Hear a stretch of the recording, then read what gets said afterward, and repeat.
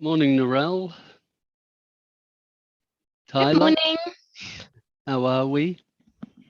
Hey, Yes, Mark, just making changes on the fly, Ewan. are we? That's good. Yes, I imagine I'll text you a bit today. Morning, Ewan. Morning, team. Morning, Mark. Excellent. Always enjoy a good text.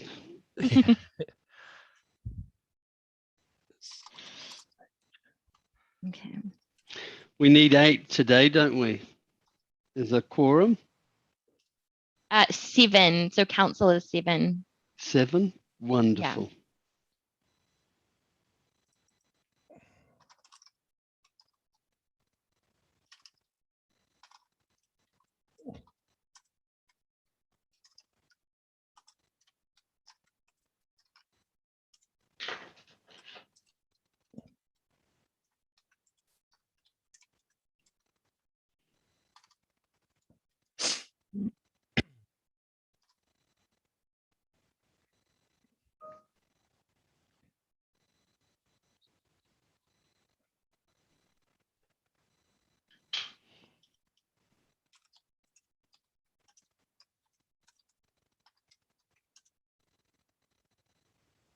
Okay.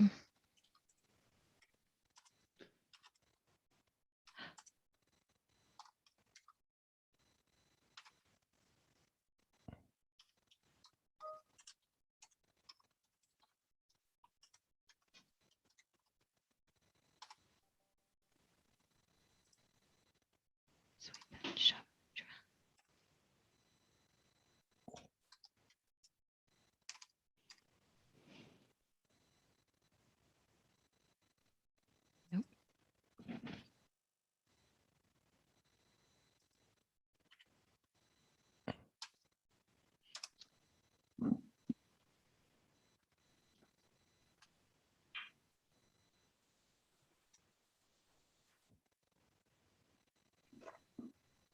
Morning, Mr. Chair. Morning, young Angela. How are you? I'm good. How are you? Good. I'm here to play all day. That's good. Yeah. Oh my gosh. Councillor Wyan has arrived. There's a vaccine in your neck. Yes. Yes. Some of my political colleagues would prefer it not to be the Pfizer vaccine going into me. Not Mayor Paula. She loves her favourite councillor. It does. Well, it's Morning, Mayor always Paula. a pleasure to chat with you when we go around the lake, which is the only time I see you these days. Absolutely. I don't know about you, but I'm keen to be able to get back into the chamber. I think everybody's feeling a weeny bit stir crazy right now, aren't they? Yeah. Yeah. Hopefully good news later today. Is it today or tomorrow they'll announce? I don't know. It's been confusing because they actually said today that they Yeah, might the announcement is today, but it won't take effect until midnight Thursday. Or, Yeah. you know, going into Friday. Yeah. So I think the business community and others were really keen to get kind of a heads up. Yeah. And I think that, you know, is a bit of a nod to it. It's not much of a heads up, but it's a bit of a nod. Really good that we've shot up from something like 17th most vaccinated to 8th or 7th or 8th or something now. Yeah, interesting what a few cases in town will create a bit of a buzz. All right, everybody, it looks like we've now got 7 members, so we've got a quorum. Can I just have confirmation of that, Narelle?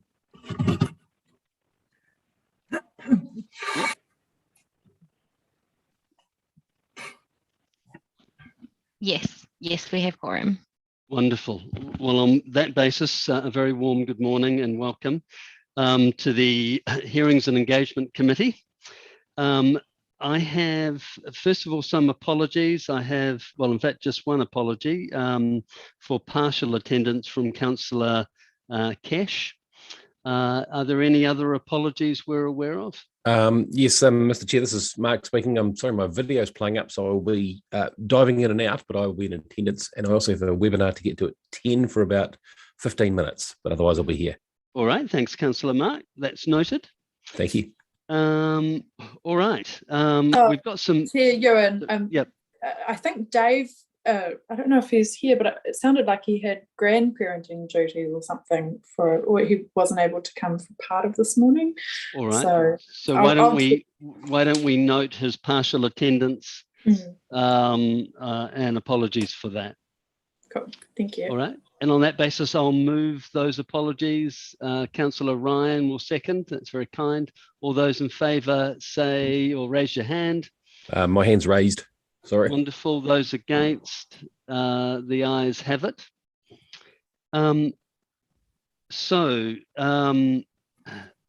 Obviously, today we're here to hear submissions on the wider representation review. But before we can go ahead, we've just got some quick housekeeping matters, including some minutes. Other than the minutes and the substantial issue itself of item 5, the agenda is as published. I'll move the agenda. Councillor Ryan is kindly seconding it. All those in favour, please show your hands. Aye, my hand's raised. With those against, the ayes have it. Now moving on to the confirmation of the Hearings and Engagement Committee open minutes of the 28th of July. I've read them. They all appear to be in order. I'll move. Oh, Councillor, I wasn't there. Sorry. Sorry, Mayor I was Paula, going to was that a second. question? No, I was going to second, but I wasn't there entirely, so best I don't. No, I've got Councillor Martin has kindly agreed to second. Mhm. All right, all those in favour, please raise your hands. Those against, the ayes have it. We're doing well, everybody. Now quickly on to the confirmation of the Hearings and Engagement Committee minutes, traffic related matters on the 23rd of September. This is a slightly smaller elite group of my reliable members who can help me on this one. So Councillor Sarah, are you happy to second? Wonderful. So I've moved, Councillor Sarah has seconded. All those in favour say aye. Aye. Right. Those against, the ayes have it. Right. Thank you for that. That was the housekeeping part. Now, councillors, we have a busy schedule this morning. As noted on the running sheet, we're targeting a break at about 10:30 for about 20 minutes. The allocated time for each speaker is 5 minutes, with the exception of any of the organisations that have 10 minutes. I'm going to encourage those presenting to just highlight key points out of the written submissions. Now, the written submissions are all available obviously through Diligent under the submitters list hearings and engagement. If you get to that on Diligent, you can press any of their names and it hyperlinks to the written submission. So then I'm going to try to encourage submitters to allocate some time to enable your good selves to ask the questions, because often I think we find that is particularly helpful. All right, and on that basis, I do believe we have our first person, Nancy Krager. Narelle, is that correct? Yes, I believe that Nancy is in the room. Wonderful. Nancy, a very warm welcome. We have your written submissions in front of us. 5 minutes. We really encourage you to leave just a little bit of time to enable elected members to ask questions. We often hear back from submitters as that's a very useful process of being able to glean out critical issues that elected members are thinking about. So other than that, a warm welcome and go ahead. Good morning, everybody. We live in a new world with all this technology. So I actually have more questions than answers, or more questions than points to make. So I do appreciate having a two-way conversation. The submission is about representation on council, and to me, moving to STV is the right move that you have all decided on. What baffles me is why council still persists on staying with a 1 ward system, staying with a 2 ward system instead of moving to a 1 ward system. STV is the ideal process to move into 1 ward.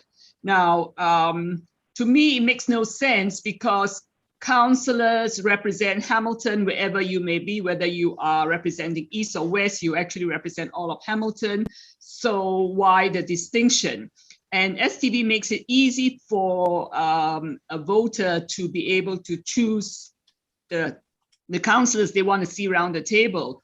We've always suffered from lack of engagement from the community. People are not voting at the main election or the by-election. So why not engage them more by giving them more voice?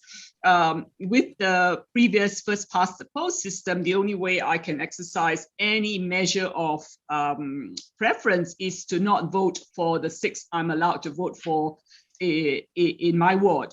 And it's very frustrating when there are councillors, there are candidates that I want to vote for who are on the other side of the river to where I am. So one of the things I would really like to see council move towards is 1 ward and not 2. And I was involved in the focus group at the before the last election, and I get the impression from that focus group that there was really a favoring of the 1 ward system. So that's my main point, that you should move towards that system. Secondly, is the question of number of councillors around the table. As we are introducing Maori wards coming up in the next election, I would like to see that the number of councillors reduced to include the Maori wards. So effectively, keeping the total round the table at 12. So if you were going to introduce 2 Maori seats, then the number of non-Maori seats should be reduced from 12 to 10 so that the total number around the table is still 12. I don't think that having a bloated council does make decision-making any easier, nor is it good for our public purse. The question I have is, what happens to the Manga Maori people that we have at the moment? This was introduced at the last council in Andrew King's time in lieu of Maori wards. So if we bring Maori wards in, will this then now replace the Manga Maori candidates?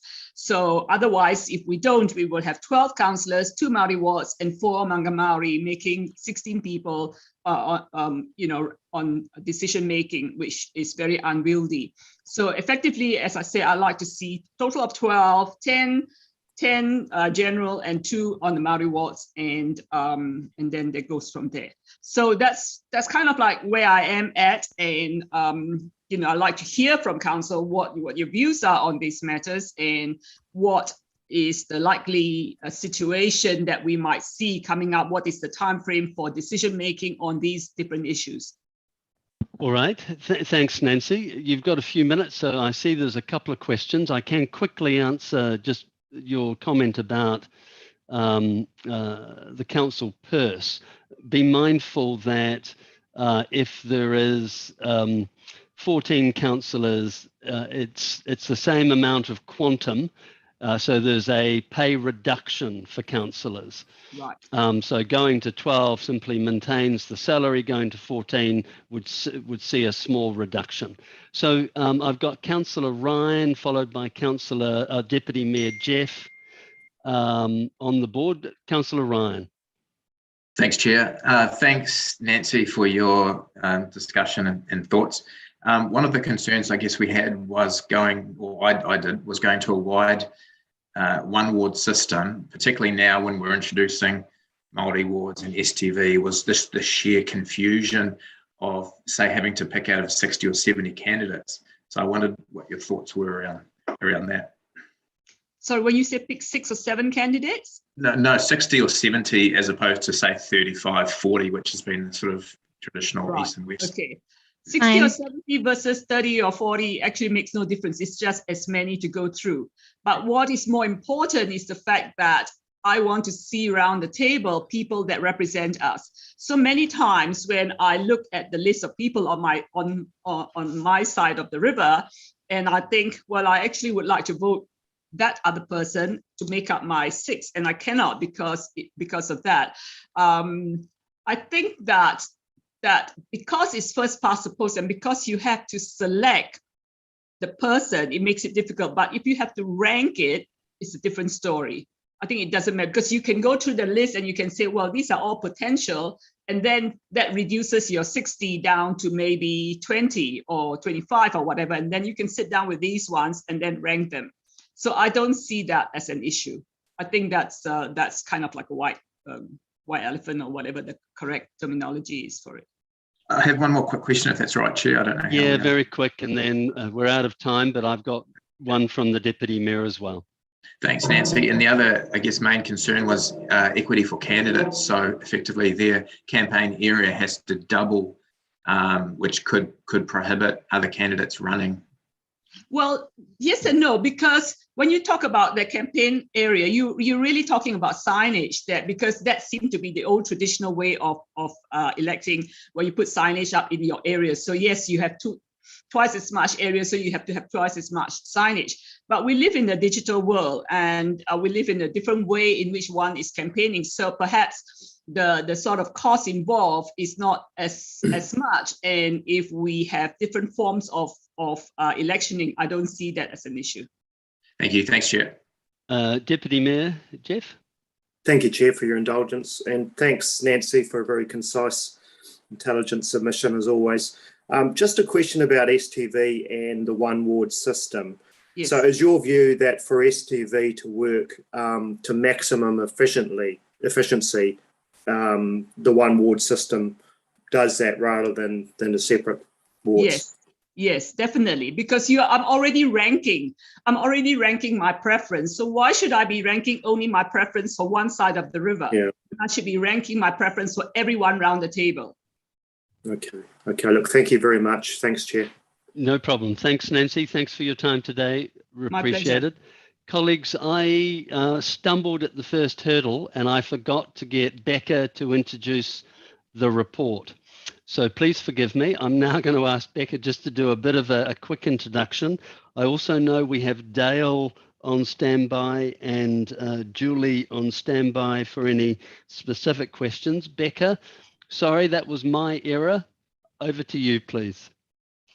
No problem, Councillor Wilson, and thank you for indulging us in introducing this report. So, kia ora koutou, everyone. Following the establishment of Māori wards this year in June, the Council undertook to take a wider representation review, with its initial proposal being resolved at the 12 August Council meeting. The key components of the proposal were to increase the total number of councillors to 14, to retain the current general ward arrangements of 6 councillors elected in the east and 6 councillors elected in the west, to introduce one city-wide Māori ward with 2 Māori ward councillors and no community boards. This proposal was then presented to the public for consultation for a period of 6 weeks, and with reference to the updated insights and analysis report that was circulated this morning, we received a really good response of around 451 submissions, with a total of 39 responses supporting the overall initial proposal and 61 that didn't support the initial proposal in its entirety. I was just going to ask Julie to provide a quick summary of those findings. Thanks, Julie. Thanks, Becca. Good morning, everyone. We just thought we'd give a bit of context about the findings to help you when you're processing what you're hearing today. So as Becca said, 39% in support and 71% not in support of the proposal in its entirety. So that was 274 of the respondents. All of the respondents put in comments, which was really great because that helps us understand why they didn't support the proposals. From those 270 responses that did not support, they put in a total of 321 comments. So generally most people put in one comment about the reason why they did not support the proposal. So we've dived into those a little bit, and I just thought I'd share that with you. The most commented factor was on increasing the number of councillors to 14. We had 310 comments on that. And overall, the view of everyone was fairly evenly split, with 49% supporting that and 51% not supporting that. So of those 274 people not in support, 126 put a comment in specifically around the increase in the number of councillors. In terms of the East Ward boundaries, we received 190 comments in relation to that. And there was strong support for retaining the current East Ward boundaries, with 61% supporting that. But there were 59 specific comments about not supporting our current boundary proposal. In terms of the Māori ward at large with 2 seats, there were 97 comments in relation to this. And again, fairly evenly split, 46% supported that, and the balance did not support. And there were 37 comments in relation to that. What was more interesting was there was another major reason that people put in for not supporting the proposal in its entirety. There were, and this was in relation to the introduction of Māori wards, which Council has already made the decision about. So there were 99 comments given in relation to this, not in support of the proposal in entirety. So that was quite a big influencing comment that wasn't actually related to what we asked about in the conversation. So if we just go back to our 274 people who did not support the proposal, if we remove the 99 who used the comment about the introduction of Māori wards, we end up with 175 who did not support the proposal. If you compare that number to the number who did support, which was 177, you see we're fairly evenly split again. And that reflects, when I talked about those other factors, like the number of seats, the East Ward split, they were all fairly evenly split as well. So that sort of supports fairly much on the fence view, with the sideline of not introducing the Māori wards at all. So I thought that might help, because I know it's quite a difficult bit of data to get your head around. Thank you, Chair. All right, thank you for that, Julie. Becca, I think that achieves the summary of the report. Yeah, I was just going to just very quickly speak to the next parts of the process, if that's helpful. But if yes, I can, that would be great, and then we'll get on to David. Okay, great. So following this hearing, where we have, as Councillor Wilson's alluded to, around 30 speakers wishing to present their views, elected members will be asked to provide some further consideration to all submissions and to provide feedback to staff to support the development of the final representation proposal, which will then be presented to the 11 November Council meeting for decision. Following this decision, public notification of Council's final proposal then needs to be made by the 17th of November, and then a further 1 month period for objections and appeals then takes place through the Local Government Commission process. And then following this process, the Local Government Commission will then make a final determination on Council's representation arrangements. And then the process around that depends on whether we receive appeals or objections. So Julie and I are happy to take questions at the end of verbal submissions on any of those points. Thank you, councillors. Thank you very much, Becca. All right, we now have our next submitter, David. Okay, thank you. Sorry if I look away, my notes are over here. So first I want to thank everybody for giving me this opportunity to present my submission to the council. So just from what we've gone through before, I suppose I have to start by saying that I support most of the proposal, but the only thing that I do not support and I have trouble with was this, I suppose the exact opposite, that one of the proposals was to go to one ward. But if I look at my notes, at present, Hamilton City Council split into 2 wards, east and west, based on the Waikato River, which runs down the middle, splits them into 2, and each ward elects 6 councillors. My submission is that having these 2 very large wards does not allow for very good representation by the councillors. There are too many big differences between the communities that live in these 2 wards. And that makes it very difficult for elected councillors to be able to properly represent the residents in their particular ward. My submission is that we actually need to have more wards, not less. And that would give a much better representation of those councillors to the people in their particular ward. They're not representing so many people. At the last election, there were 22,000 people who voted in the East Ward and 18,000 who voted in the West Ward. That's a large number of people to be representing. I think we've got 12 councillors, so ideally I'd like to see 12 wards. And I understand that probably the present system with 2 wards split down the river is, cheaper to administer. It's pretty easy to work out where you are and which ward, which side of the river you live on. Pretty easy, but I still think it is not good for representation. I was looking through the council web page a couple of days ago, and I was getting ready for this, and discovered that actually in 2018, the council published a series of community profile papers on each, and they split each of the 2 wards into 6 community areas. And so my proposal is actually we take those 12 community areas, 6 on the west, 6 on the east, and we could turn them into 12 wards for the council. I don't want to pick on Councillor Hamilton here, but I find an example of that, of a problem with these big wards, would be the 2018 by-election, where there were, 15 people put their name forward for running for the by-election. There were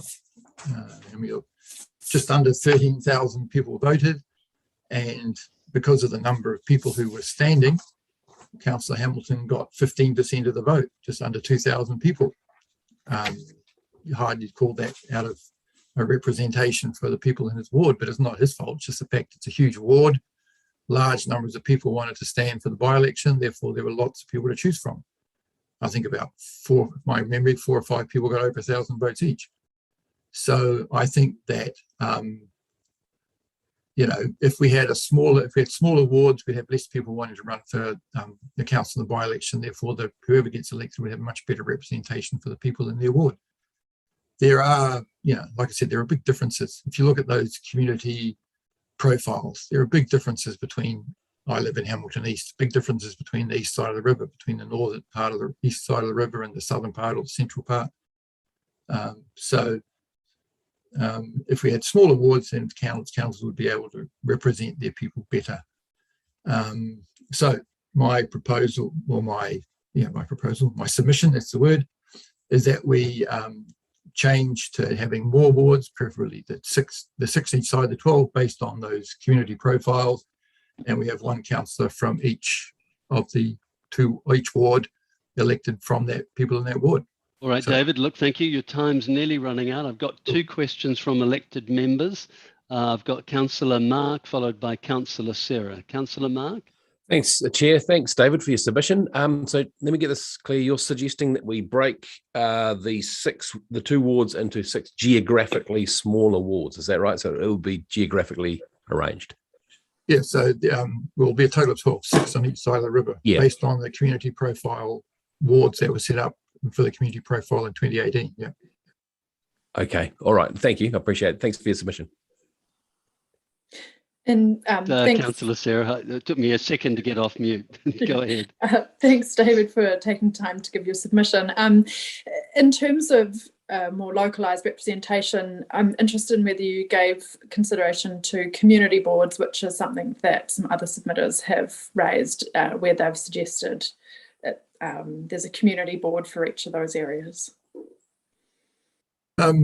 Community boards just give you more layers of bureaucracy to go through. More people got elected at the election. We're trying to, I'm already,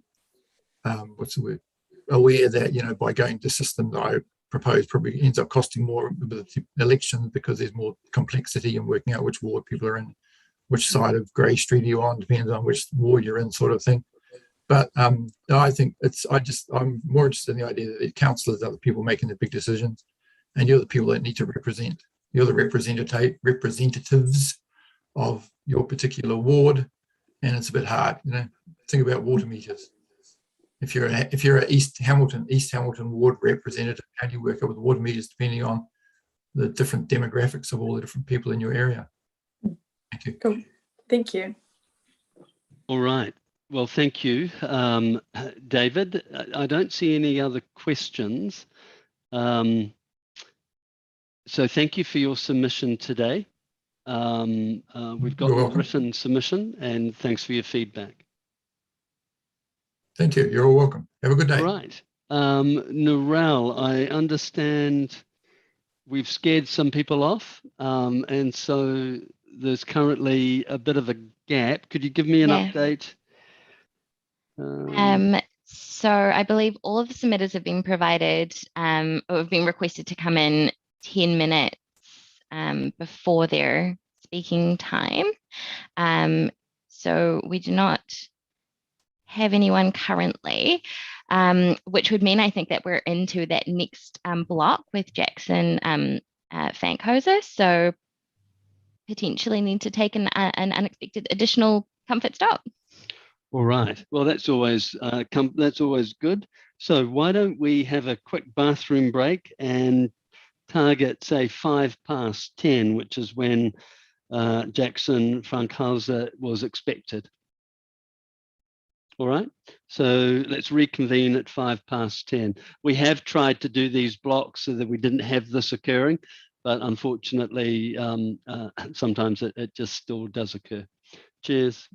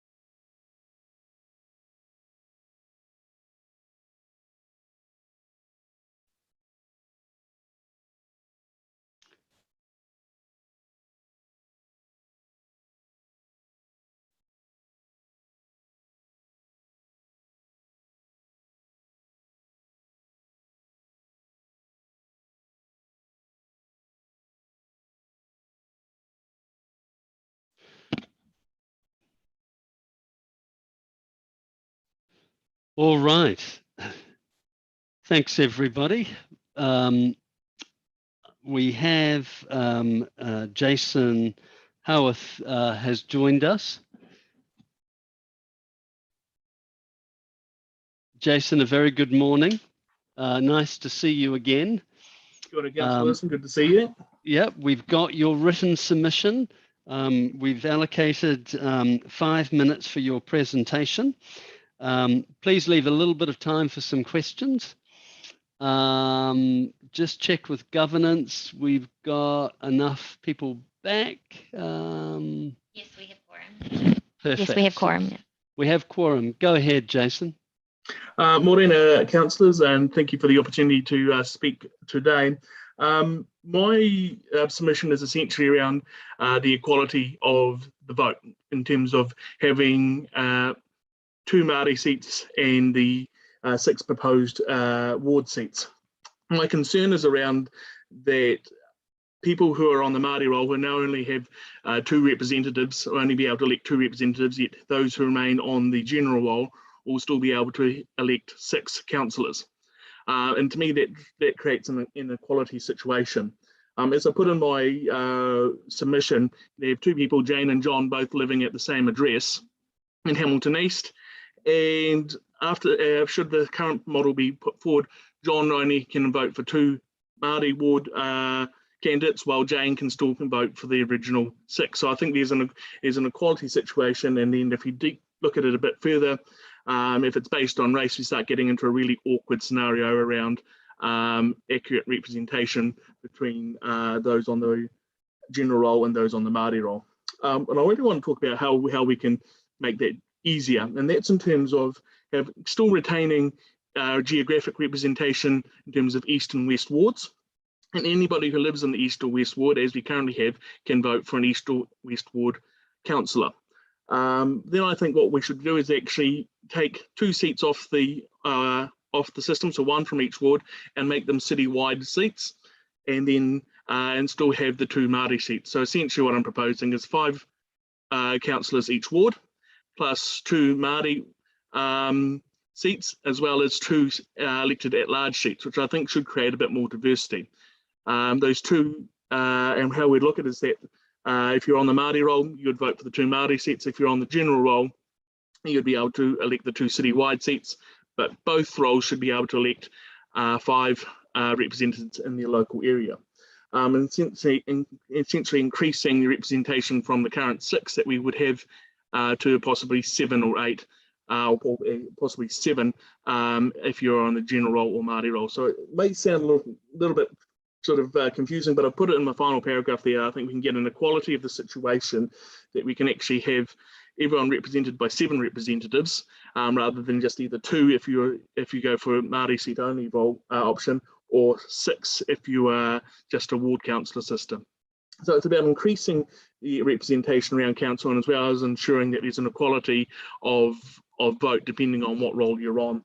And I temper that because if you're using the parliamentary Māori electoral roll, there's a sort of a expectation that those who are on that roll weren't entirely knowing that they would also be using that for local government purposes. It's given that the parliamentary roll was for general elections, and then suddenly repurpose it for a local body system, you might have an issue that when people signed up for the Māori roll, they weren't intending to have a local government consequence on that there. I'll leave it for there. I'm happy to have a few questions from anyone if it sounds a bit roundabout. So over to you, councillors, if you've got any questions. Look, thanks, Jason. I have a question from Councillor Sarah.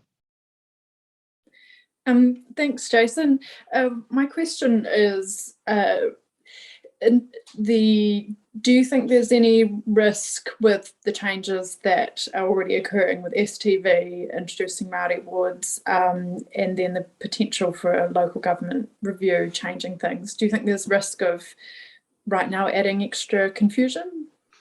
I think there will be any change will always come with risk. I think there's a greater risk that if someone who's previously been able to vote for 6 candidates and identify as Māori now suddenly get the ballot form and you only have the right to vote for 2 representatives, I think there's a greater risk of outcry there than there is of a complete whole change of the system. Thank you. All right, thank you. Jason, I've got another question from the Deputy Mayor, Jeff. Thanks, Chair. G'day, Jason. Good, Deputy Mayor. Good. Hey, you supported the Māori wards being introduced here, according to your submission. Did you foresee this issue of the fact that, in effect, they would be Māori on the roll would be disqualifying themselves from the wider game, so to speak? Yeah, that was always a concern for me, and I think that, and without being too critical of the process at the time, I think the process was very limited that we wanted Māori seats on there, and I don't disagree with that. But I think there could have been some more conversation at the introduction of the Māori seats about how that could have formed in, because it looks like we just plonked them in there, and that's how it's going to be. And I think there could have been some more conversation about, if we're going to go with Māori seats, how is it going to be accurately represented on the council? So we can always go back and go, we could have done it, had more conversation at the time, but I also think, we got the right decision of having Māori seats. Now it's about having some good equality about how do they match the equality of Hamilton City Council. Thanks, mate. All right, thanks, Jason. That looks, Maxine, Councillor Maxine's got a question for you, Jason. Yeah, kia ora, Jason, and thank you for your submission. I share your concern about the perceived inequality for Māori enrolled electors. I just wonder though, would you see any other downfalls in terms of hierarchy of elected members? And I'm thinking citywide members might see that they have a bit more of a mandate than an East or a West Ward councillor. What would be your response to that? I think that comes from a scenario where that would probably be around the personality of the person. I mean, no, hopefully they'll be humbly elected in that, and essentially, if everyone gets paid the same and everyone has the same roles, that I'd hope that there was a certain humbleness to a citywide elected councillor. But I think what also, and I just want to highlight there, particularly if we go to the mixed proposal, that you'll find there'll be Pacifica candidates which might actually get through, and I think that's probably an element that we've probably seen over the last couple of elections. Strong Pacifica standing in ward seats, but probably not having the population base in an East or West scenario to actually get them across the line and get across that magic number. And I think you'll probably find that you'll have people, hopefully, in those citywide seats, which would come through with a bit of diversity on council, and that would add it, as opposed to saying that it's a hierarchy, but but they come with a bit more of a diverse flavour. So I think there's more of a positive than a councillor negative. Thank you. Thank you, Councillor Maxine. Jason, that's the end of the questions. Really appreciate your constructive feedback. Thank you for taking the time to provide a written submission and present yourself. So thank you today. Okay, thank you. Moving on to our next submitter, we have Ray Mudford. Ray, a very warm welcome. Ray was allocated in the block post morning tea. I'm not quite sure what. No.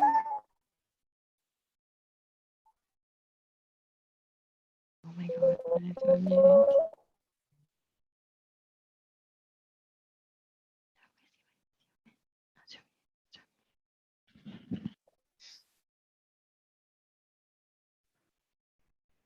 Ray, a very warm welcome. We're in your hands. You have 5 minutes.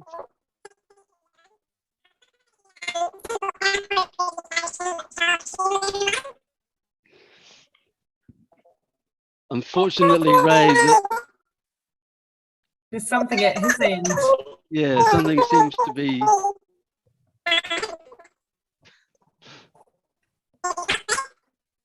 No, Ray, you're sounding a little bit like a chipmunk for some reason.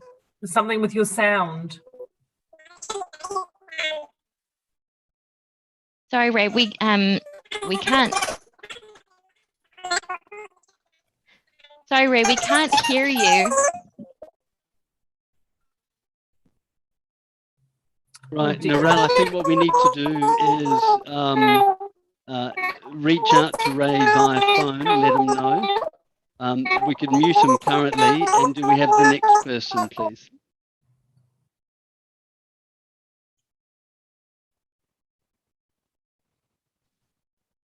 Yes, so we should have Brian Main, and I'll just give Ray a call. Great. Hey, Brian, I see you're in the lobby. We've let you in. Brian, can you hear us?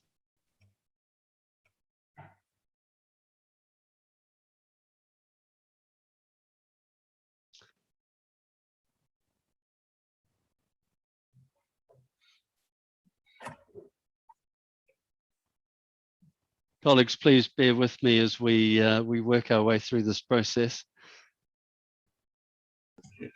So I'm unmuted. Hello, Brian. We can hear you. A very warm welcome. Yeah, and now where do I go? So, Brian, can you hear us? Talking. No. Come to the light. It's got mute there. So I must be unmuted. That's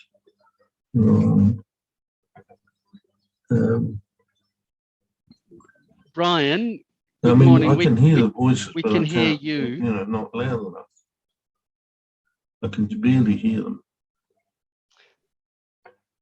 I'll just have a look on my computer and see if there's any way to turn that up anymore. No, it's up at 100%. Mind you, that's on my monitor. Do you pardon? Well, I've got a monitor. You know, I use a PC and I've got a monitor. So that's a good question. I don't know. Let me have a fiddle with all the bits of wires up here. The microphone. All right. There.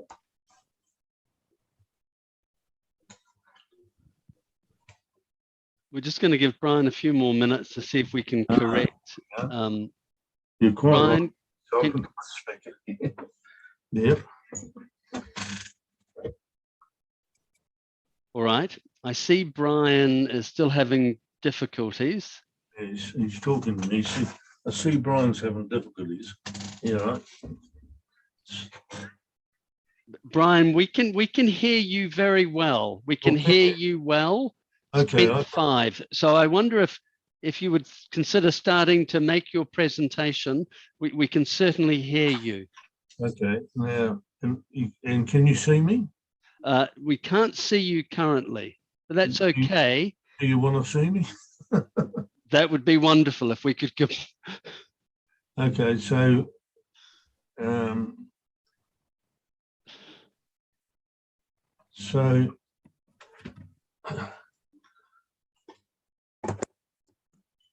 what I've got is my PC connected to a monitor. You see, so right. So does your PC monitor have a camera, Brian? Do you think?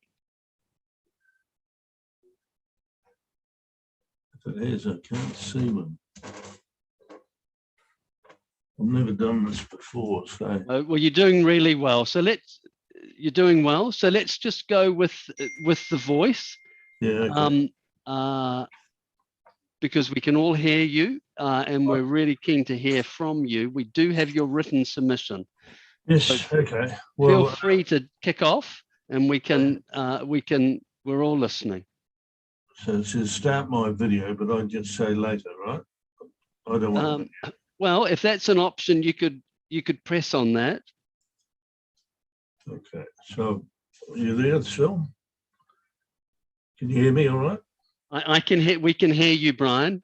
Okay. All right. Well, as you saw in my submission, the first thing I had to say was that I wasn't. I didn't agree with you increasing the number of councillors. So my submission is based on that premise. Now, so you're happy with that? We can certainly hear you, and we understand your comment. Okay, all right.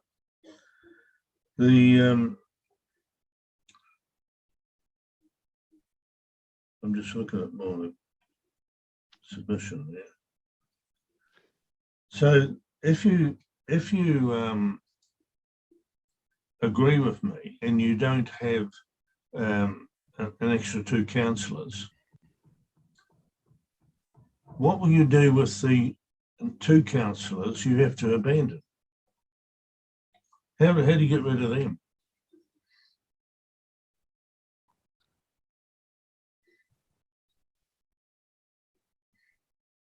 So, Brian, what we find helpful is if you put forward your submission, and then at the end of your submission, we can ask elected members if they have questions of yourself. What I understood I've heard is you're not keen on us adding additional councillors to the mix. I'm not, and there's a number of reasons for that.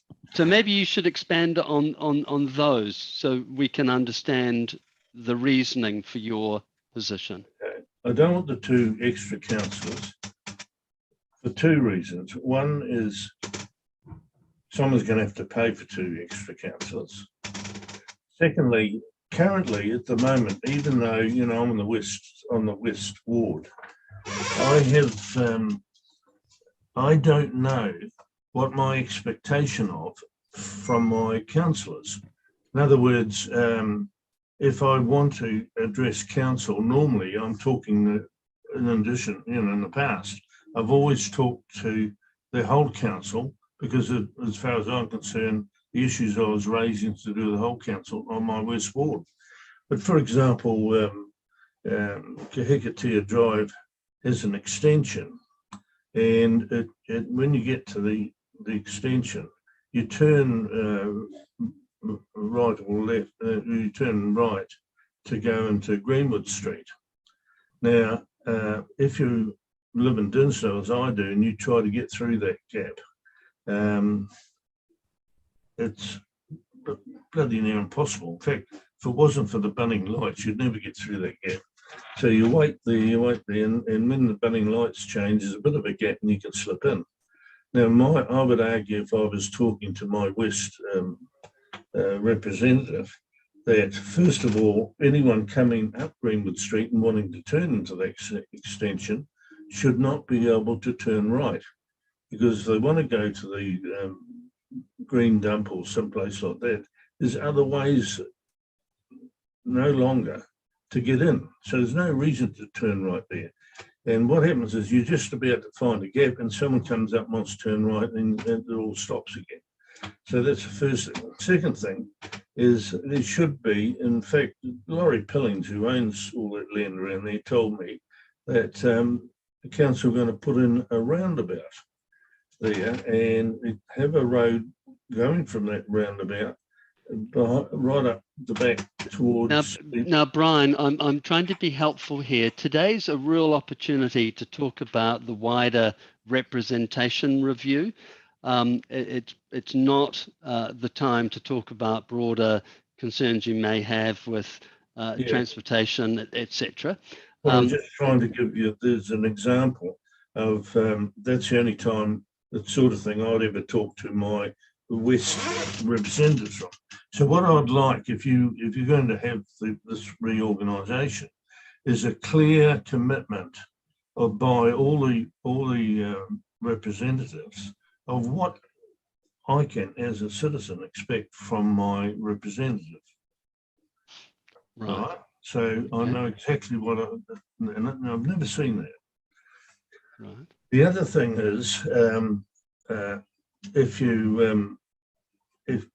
if you do accept my submission, then can you appoint the Maori ward representatives, which I realise it's not on the agenda.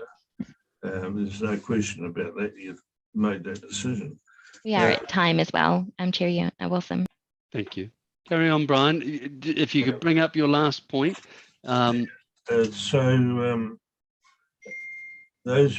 representatives, Maori representatives, would have to be selected. Can they be selected from the ones you already got there? The one you're going to have only 12 members altogether. So can they apply for the Maori jobs? And if they can't, of course, you've got to get rid of 2 of the current representatives. And how do you do that? All right. So thanks, Brian, for your submission. I'm just looking to see if my colleagues have any questions. While I'm letting them contemplate that, I thought I would just quickly give you some answers to a couple of your questions. It might be helpful to realize that, in fact, when it comes to the remuneration, the amount that the remuneration pool doesn't change whether we have 12 councillors or 14. So if we add the 2 Maori wards to the existing 12, overall the elected members take a reduction in pay. There's no further burden on either the taxpayer or the ratepayer. In terms of the Maori candidates, they have to run an election just like the general wards, and so they run a campaign. They'll have to promote the manifesto, and individuals will then have to vote for them. It's just like any other ordinary election. So hopefully that's at least answered the 2 questions. We've now run out of time. I have no other questions. We appreciate your submission today. Thanks for your feedback. Governance, I'm now wondering if we have, has Ray rejoined us? I'll admit him, he's just in the waiting room at the moment. So hopefully we won't have the same mic issues. We were looking at another option to try and get his audio working, but I don't think that has worked. So right. It sounded awfully like a chipmunk. Yeah, so we'll see how we go this time. Ray, are you able to try your audio again? How's that? Ray, you're sounding so much better. Oh, I'm so pleased. You've weaned yourself from the helium. Well, maybe it was the other green stuff that we're not allowed to talk about. Yes. Well, a very warm welcome. You've got our attention. You've got 5 minutes. If you could leave just a few minutes for questions, we're in your hands. Thank you. Can you see the PowerPoint? Negative at this stage, but I'm assuming governance may share that with us. You're sharing your screen? It's coming now, Ray. Yep, we've got it. Thank you. Okay. Oh, yep. Good. Well, I guess the presentation this morning is regarding community and the council. And the question that we're all asking ourselves at this end of the cycle is, are we connected or are we disconnected? Come on.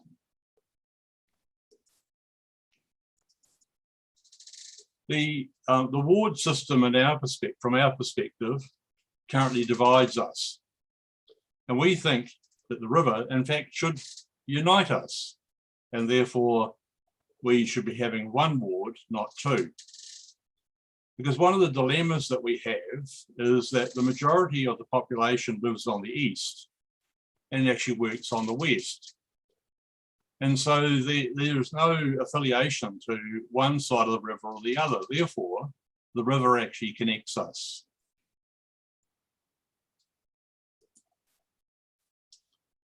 You're aware that I put an OIA in asking about you know, where elected members live, or where the areas where the elected members live, and also where the current community support services are located.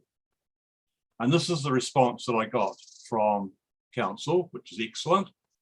But what's interesting is that from the map, we can see that a large number of councillors, in fact, are living in the south.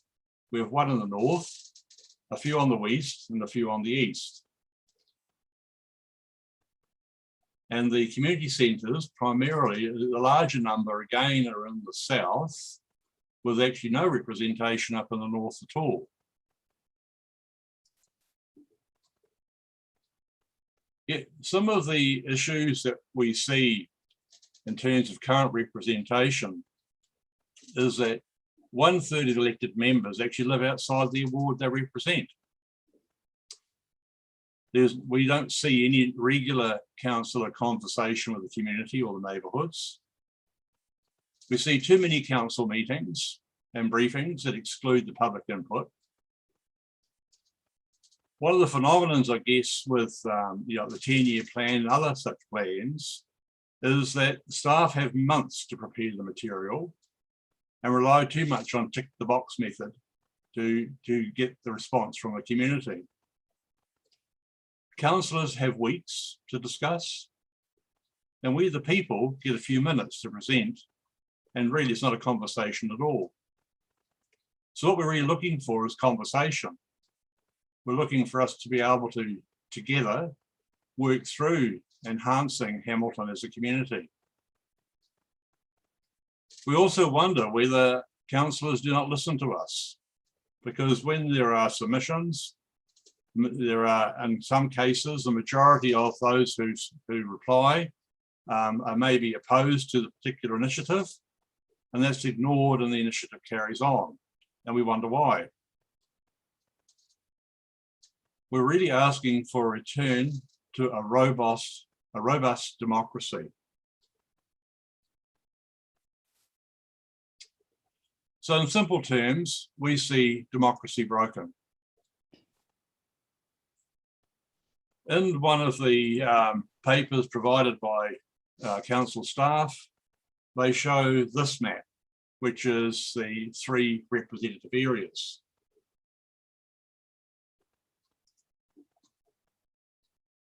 We believe that a community board is actually, the establishment of community boards is actually a solution to actually improving the relationship between the community and those who represent us.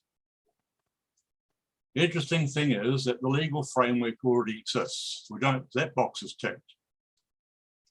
Board members are elected by the community, so that's no different to the election of elected members. Politicians are provided with the opportunity for regular meetings with the community, and a meet and greet time can be established on some sort of basis. But also provides a place where both community and decision makers can get round the table and discuss subject matter rigorously, so that the process, the next stage of the process, is much easier. And in effect, what we're actually seeing is the implementation of the 3 readings of the bill, which is a standard process used in central government. What we're seeing by doing it this way, that issues that we've seen recently, like the Ward Street fiasco, that gets averted because there's more conversation about that particular issue. Local government, local communities involved in early design of services and infrastructure, and some of the concerns there are the likes of the high density housing projects that have been talked about today. A smoother pathway for decisions for all of us, and the implementation of the 4 well-beings planted into the community thinking, so that the discussion, the dialogue, the different points of view are brought together to the table and thrashed out. We can always agree to disagree, that's fine. but hopefully we'll come more to agreeing than we will to disagree. There are also a number of specialists in this area. And I'm sorry. Yeah, Ray, just very briefly, you were allocated 5 minutes, yes. and you've now used all of that. Oh, have I? Yes, time flies very quickly.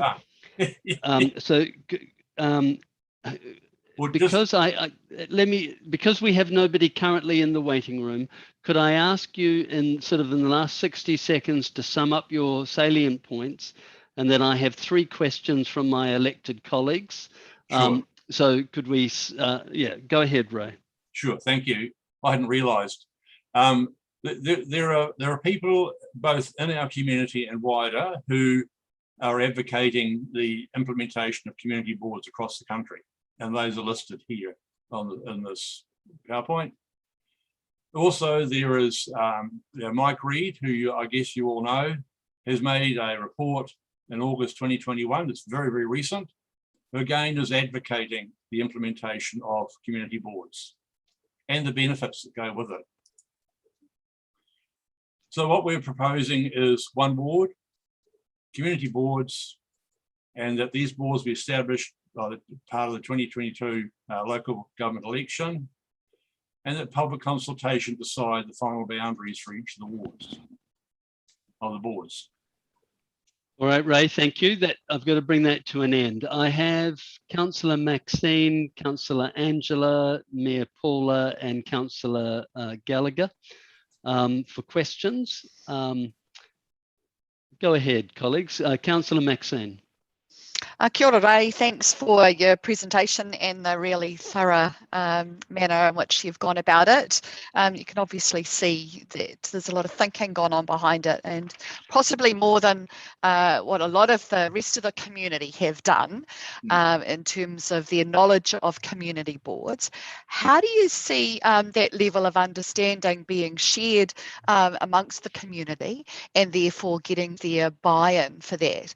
Do you believe that we've got adequate amount of time in order to be able to do that, considering also the other changes that are coming up in the next election cycle? Look, to answer that, Maxine, I think that we already have some locations in place already, and they could be the seed organisations for which will be an evolving result. So, I mean, I think we'd be misleading ourselves if we thought that we could say on day one, bang, it's all done, thank you very much, and we can go home and it's all, everything's kosher. It's not going to work like that. I think that we have got, and it may be that we start with, say, 2, 3, 4, 5 boards to start off with, and maybe they already exist within our current infrastructure.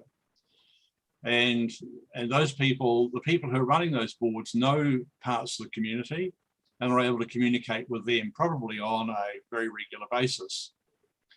And they could be the pilot if one wants to do a pilot in terms of the implementation phase. That's a great idea. So you do support the idea of trialing this first with maybe 1 or 2 areas and seeing how that goes? I think that's an option for us. As you point out, there are a large number of people who know virtually nothing about what Hamilton City Council does, let alone this level. And a lot of people don't understand the complexity, the issues that all of you are facing on a day-to-day basis, and they don't understand also the issues that the community is facing. They're very, in their own, doing what they need to do. And I think this is a way of actually moving that forward. Thank you, Ray. Thanks, Chair. You're welcome. Councillor Angela. Thanks, Chair. Thanks, Ray, for a really clear submission. Just two things for clarity. Ray, you used we in your submission. Are you representing a group of people?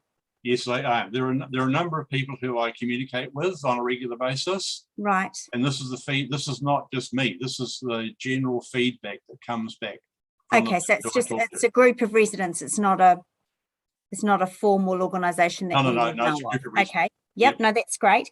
And then secondly, can you just clarify for me? It seems at odds that you would support one ward and yet you support community boards. We heard from a previous submitter who, for the similar reasons that you've outlined, Ray, in terms of having more engagement and contact through to council, he was advocating for a lot more wards than the two. So can you just explain to me those two differences, why you would have, why you're advocating for one city ward and yet then a variety of community boards?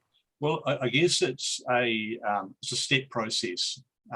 It's an ability for people at what we loosely call the grass level, being able to discuss at their level of understanding a particular issue. It might be as simple as planting a tree. It may be more complicated, like restoration of a gully. It may be that there are, there's a complex of, say, 20 two-level buildings going to go up in their area, which again is another complexity again. And we need to have a mechanism where each of those three levels of discussion can take place. I don't believe that can happen in a forum such as elected members. And it also it creates the opportunity for coming into City Hall for a lot of people is not a pleasant experience. Sitting around the table at their home with a couple of mates is probably much easier for some of them. And so we need to be able to draw out the skill and the competency of the community. Yeah, just finally, if you'll indulge me, Chair, Ray, the map that you put on the screen around where elected members currently reside in the community houses. In terms of the community houses, knowing that we're going to have a northeast one at the library, right? What would you think of the proposal that community boards or community committees, whatever they may or may not be called, to be located in those, in terms of sort of meeting places, in those neighbourhood houses that are spread around the city, being that there will be 10? Yeah, I'm not in a position to answer that question because that's not a question for me. That's a question for the community. And I guess... Well, you're advocating for community boards. So I'm just... Okay, so let me rephrase the question. Where would those community boards be in your proposal? Well, I think the last slide that came from a staff report it may be a good place to start. Those are already defined communities of interest. Okay. Yeah. All right. That's great. Thanks very much. Appreciate your time. Thanks, Chair. Thanks, Councillor Angela. Mayor Paula, followed by Martin. Thank you. Hi, Ray. Thank Hi. you for that. Really favourable to any stronger community consultation. What wasn't clear in your presentation, although the presentation was very clear, was what functions would be assigned to the board as opposed to the elected council as a whole. As you're aware, around the country, there are different ways of doing that, different responsibilities. The Auckland board, where they have some budget for localised projects. But what I'm hearing, is that you want the local boards to colour policy development and plans in place by council by influencing through discussion what the councils consider in their decision making. Is that right? Or do you want them to make locally based decisions?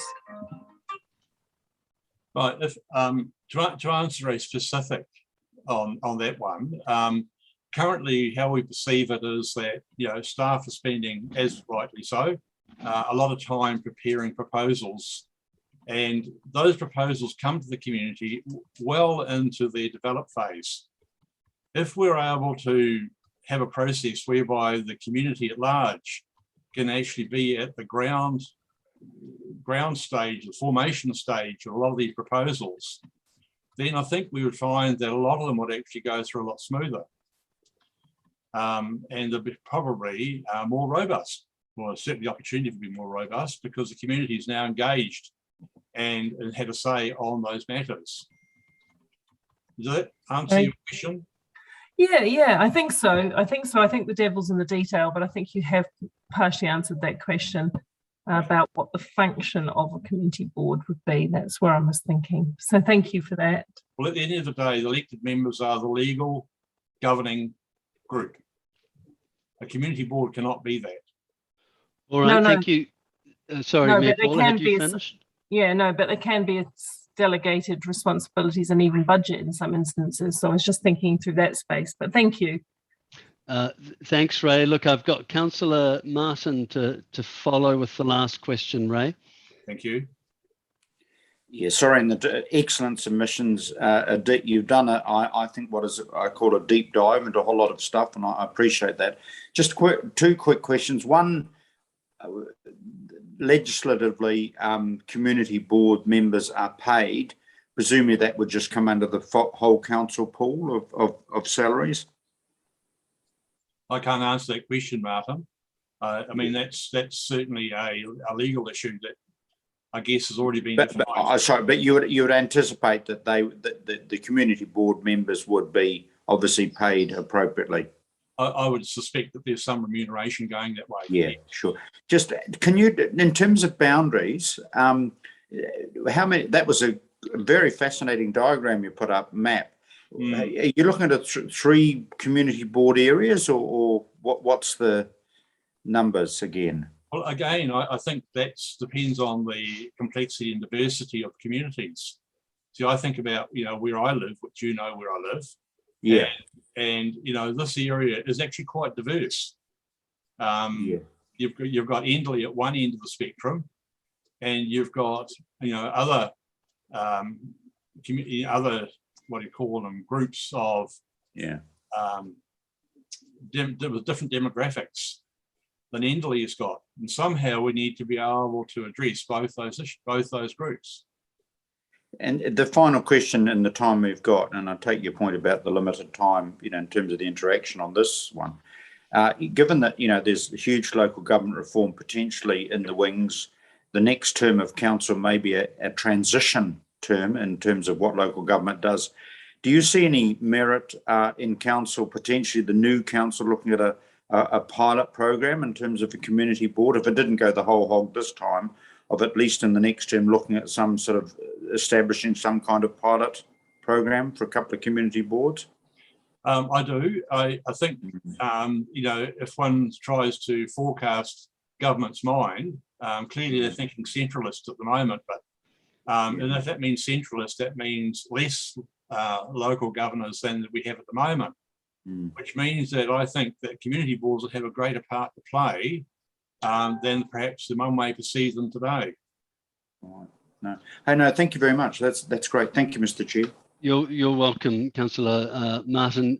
Ray, look, thank you very much for your time today. The only observation I would make from your wonderful proposal is one could have interpreted that Martin Gallagher and I live together from that map. And I just want to clarify, although Martin's a very good and personal friend, we don't live together. I tend to move around a wee bit, Ewan. I thank you, Ewan, for your clarification. You're welcome, Ray. Thanks for your time today. Colleagues, I'm asking you to bear with me a little bit. We now have Holly Snape, and then followed by Karina, and then we'll go for a bit of a break. We've had a period where I think a lot of people have found the move from the chamber online challenging, so we've had a lot of cancellations. Staff are doing a lot of work behind the scenes trying to bring people forward. Holly's very kindly joined us where she was scheduled to join us much later in the day after 12:30. So Holly, thank you. So please bear with me, colleagues. You will get a break. Holly, you've got 10 minutes. Please leave a bit of time for questions. We find that really useful. in your hands.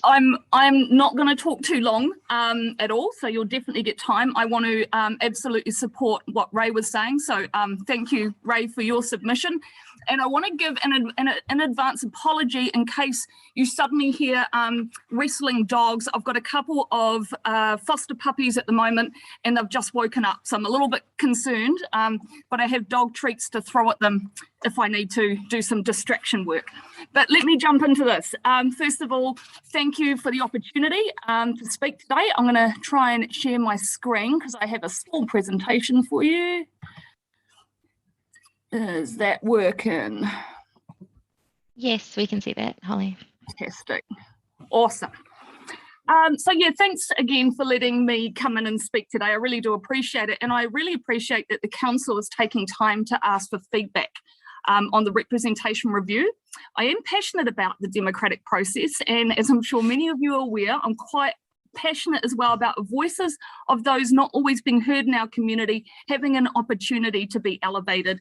And that's my real interest in community boards. Our submission is genuinely aligned with that council official governance approach, enabling local democracy with and through people, principles, policies, and political processes. And I think this is the true potential of community boards. When I was considering community boards as a mechanism for elevating a community voice in council decision-making processes, I connected with a number of our community houses. These spaces are fantastic hubs in our community. They're well connected to the people who live in their local areas, and they get good insight into the issues and the opportunities locally.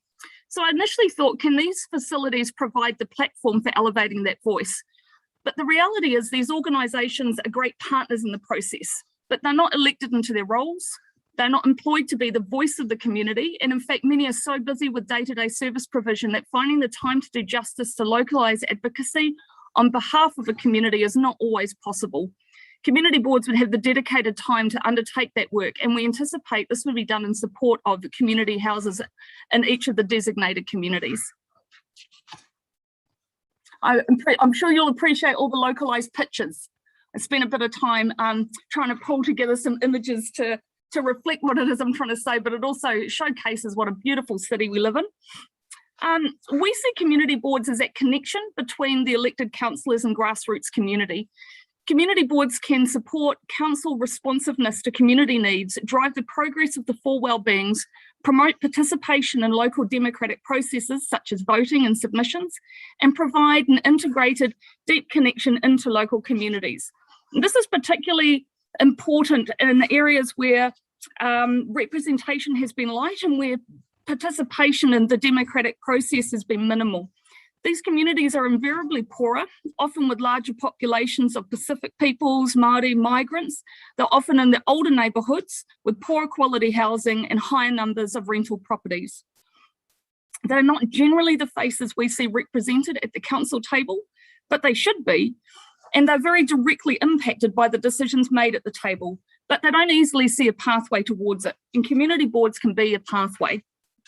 In the words of Dr. Mike Reid from the Local Government New Zealand, our challenge is to enable citizens to have a real say about how their communities and neighbourhoods work, not only to share the right services, ensure the right services are provided, but also to contribute more to resilient communities which are able to resolve many of their own issues. I do want to congratulate the unanimous decision of this council to include Māori wards in the next election, and that is a significant step towards honouring Te Tiriti o Waitangi, but it doesn't mean representation has been met. Community boards are an additional opportunity to enable greater diversity of thought and ideology in a position of influence. And this is an opportunity to leverage greater participation in local democracy. Community boards can connect with local businesses, community organisations and local citizens to develop and initiate locally led solutions to local problems or challenges. What we're wanting to build is a strong, connected, successful Hamilton where the local citizens see the relevance of local government and are motivated to participate in it. And community boards enable that. Community boards are a mechanism for connecting the community. I believe they can offer a collaborative and community-led solutions-based approach to support council to address community needs. We get into the sort of legal side. The legal requirements for community boards cover the nature of the community board and the structure of the community board. Local Government Commission advises that consideration need to be given to the number of community boards in an area, their names and their boundaries, and the number of members for each board, including any appointed members, and whether the board should be subdivided for electoral purposes. Official data already exists to provide the electoral and demographic profiles to frame our proposed community board boundaries in Hamilton, and are illustrated by the maps in the council's review documents as communities of interest.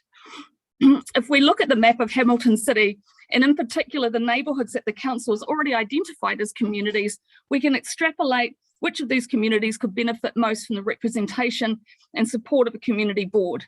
If we consider communities where I propose we first pilot community boards, you'll be aware that these places have a range of amenities like a local community house, churches, businesses and schools.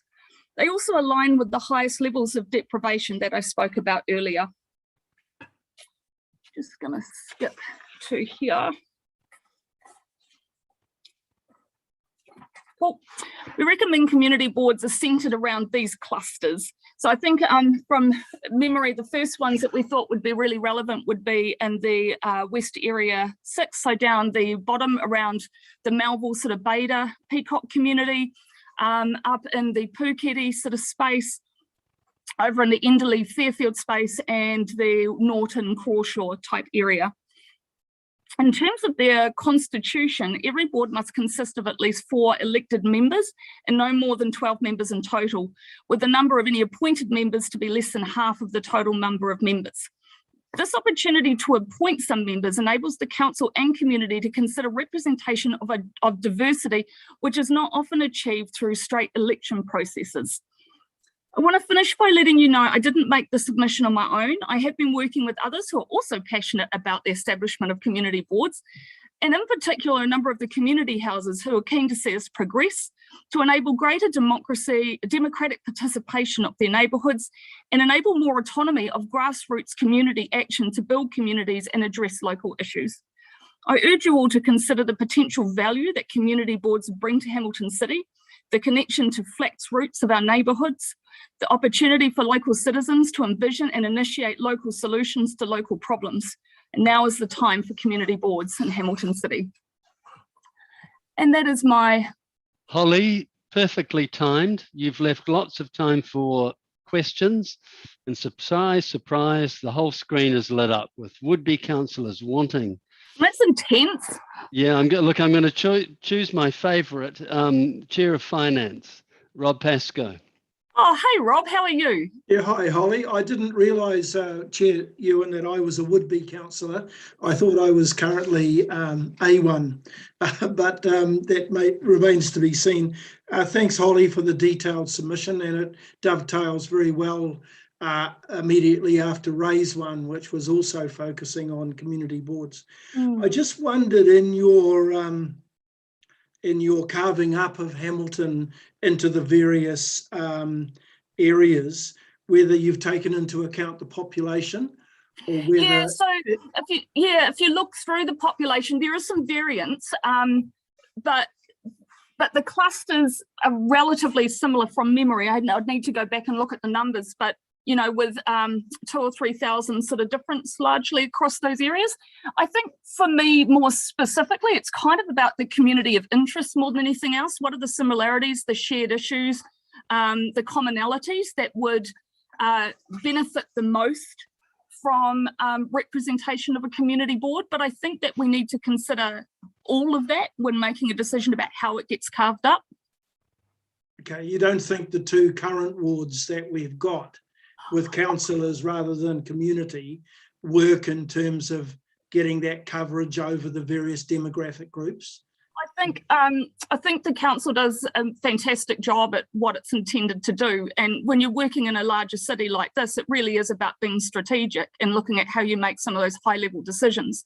What community boards do is connect the council at a real grassroots or flex roots space. It's far more kind of operational than the decision making that council does. So I actually see the 2 as doing slightly different things. Yeah, okay. And one last question. I noticed East Area 1 is not included at all as needing a community board. Was that an oversight, or is that? Look, I actually think it is. East Area 1, what is that? Who does it include exactly? I need to go back to my map. Well, a very fast growing area called Flagstaff. Oh, yes. Yeah, absolutely. And Flagstaff are an interesting community, very, very active, quite a mobilised community. And I imagine that they would make absolute use of a community board. Thank you. Thank you. Excellent. Chair. So I've got Councillor Maxine and Councillor Martin after her. Thank you. Oh, thank you, Holly. And I echo Councillor Pesco's comment about the timing straight after Ray's presentation, and that's really helpful. You may have heard my question to Ray with regard to the potential trial or pilot of a program. His response was around that there was already seeded groups within our community, and you suggest that through our community houses. I'd be interested in your view on how we could further grow that so that we had a better understanding around the community about their usefulness and how others can be involved and engaged through the process, and what kind of period that might need to take. Certainly, is it an all or nothing approach that you're proposing? It's certainly not an all or nothing approach, and I think I actually think it would take more consultation to really come to the point that we'd have clarity on what should happen. I proposed a proposal, a bit of a trial, in order to be able to not, I suppose, overinvest financially at this point, to see what's going to happen with the reforms as well, while also determining the efficacy of something like this. But I would anticipate that that would sit alongside a plan for what the future looked like and what the intention was, and to grow towards. It would also want to include an evaluation process about whether or not this achieves what it is intended to achieve, which is about really connecting across much more vast groups of people, greater diversity of people, and to increase participation in democratic processes. I think that that's really achievable through a pilot. I wouldn't be against council just saying, you know what, let's put them right throughout the city, let's try it over a 3-year term, and let's just see what happens at the end of that time period. Essentially, we would support council's decision on this and do what we could to facilitate that to happen well. Great, thank you. Thanks, Chair. Councillor Martin, then followed by Councillor Mark. Yeah, thank you. Holly, thank you. Very excellent submission following up with Ray. Just, I guess the map, what you'll be saying is don't necessarily get too hung up with the map. That's indicative. So, for example, I could have a discussion around East Area 1 and East Area 2, knowing that area not as well as Rob and the team over in the East. But clearly, I think the debate around community of interest can be at another place.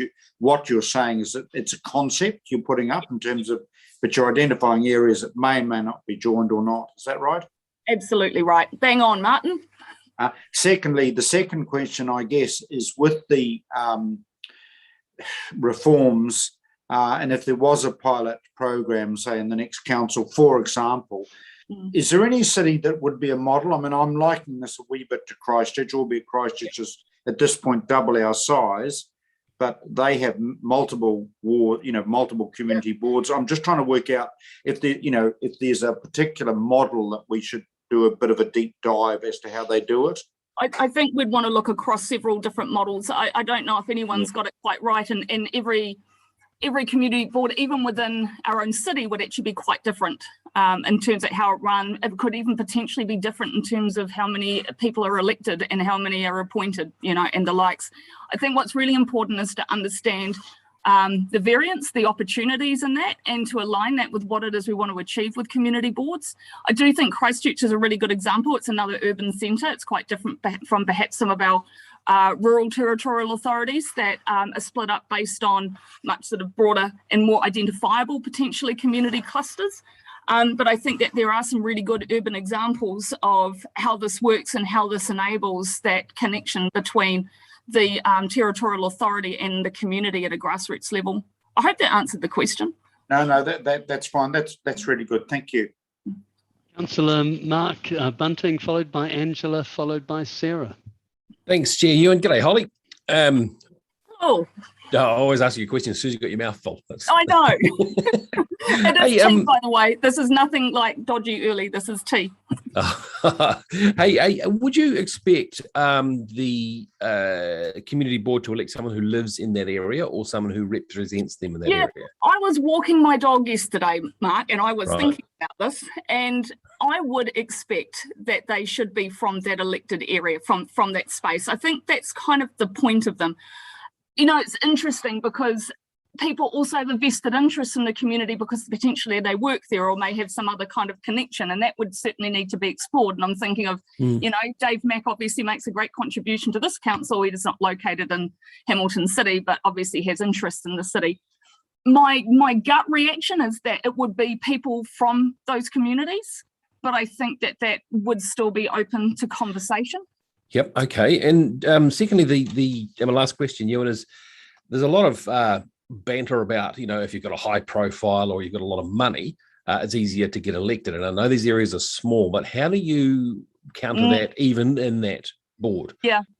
I think you counter it by having appointed positions as well, because what you do want is, well, you want a mandate, and I think elections give a mandate, and that's really helpful.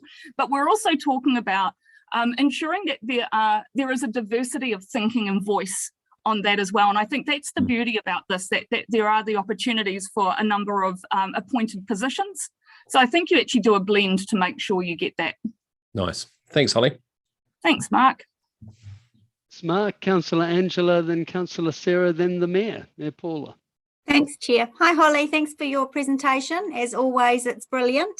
Hey, just a couple of questions for clarification. You said, and I'm aware what councils have community boards. They're mainly ones that are geographically challenged. Yes. So, of course, we are you know, busting at the seams in terms of our boundary, but we're not really geographically challenged. And I know that Councillor Martin, with his line of questions, said not to, suggested we don't focus on the areas that you put up. It's a conversation starter. But what's a good urban model that you've seen for community boards?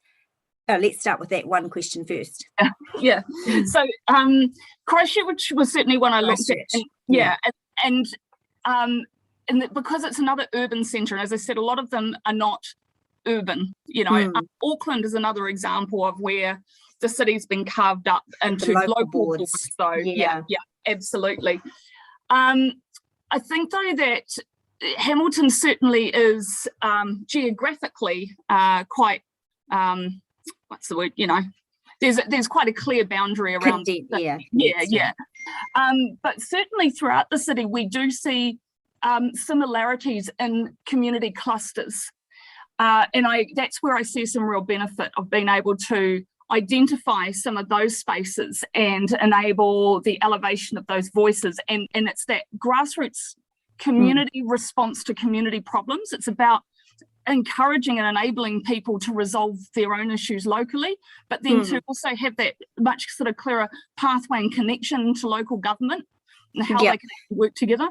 Yeah, and so you would advocate for, because if we did just as an example, if we went off the area maps that you've located, and I know that they're through our community surveys, we've done those areas, there'd be under legislation that minimum's 4, so that would be 48 new elected members, but you're advocating for part elected and part appointed. That's to right. Get that diversity. Okay. Okay. And no, that's it. Thank you. Thanks Holly. Thanks, Angela. Thanks, Councillor Angela. I've got Councillor Sarah, then the Mayor, then we're going for a break, and then we'll be back at 11:35. Councillor Sarah, your question? Thank you, Chair, and thanks, Holly, for your presentation. Firstly, I was just interested in the idea of having some appointed, some elected members of these boards. Do you know if anywhere else does that? I didn't actually look into it. I was just reading through the legislation around how they can be constituted. But it would be interesting to explore that further. So sorry, I haven't done that at the moment, Sarah. I think from my perspective is, when we look at who gets elected into positions, like I say, very rarely do we see great diversity across those individuals who end up being elected. And I just think, the opportunity for appointments means that we can think more critically around what it is we want to achieve and make sure that those voices are at the table. They're not being further silenced by the processes we set up to essentially strengthen them. Yeah. No, I understand that rationale, and it, I'm interested in how you would make sure that there was a good process. Say, if you were to be appointing people to, I guess, have a somewhat independent process, or how would you imagine that working? And I imagine that would certainly need to be in consultation with council determining what it is it needs to be able to achieve its own objectives as well, in terms of, being able to get feedback and direction from communities. So I imagine in consultation with community and council, we would look at what are some of the key things that need to happen, and how is it that we can identify what those key voices are. So more broadly, they may be around youth, they may be around sort of migrants, it might be around gender diversity, whatever it is that needs to happen to make sure that there is representation and potentially seats based on a particular criteria. That's just thinking off the top of my head. So thank you. In fact, we are running out of time, Councillor Sarah. We're now at 25 minutes. Okay, all right. For an allocation of 10. If you've got one really quick, brief question and an even briefer answer, Holly. Holly, did you consider the option of, say, community committees or something as a middle ground for now? Look, I would consider anything, Sarah. Anything that enables that community participation in democratic processes. Cool, thank you. Thanks, Sarah. Mayor Paula. Good morning, Holly. How are you? Oh, very well, Paula. That's good. That's good in these crazy times. I know. So crazy. Hey, just in respect, I was asking Ray the same sort of question before. There are community boards and community boards, all different nature. So you're seeing these as from what I'm hearing with your answers to other councillors, you're seeing these as a conduit for conversation, for community grounded conversation. Yeah, and action.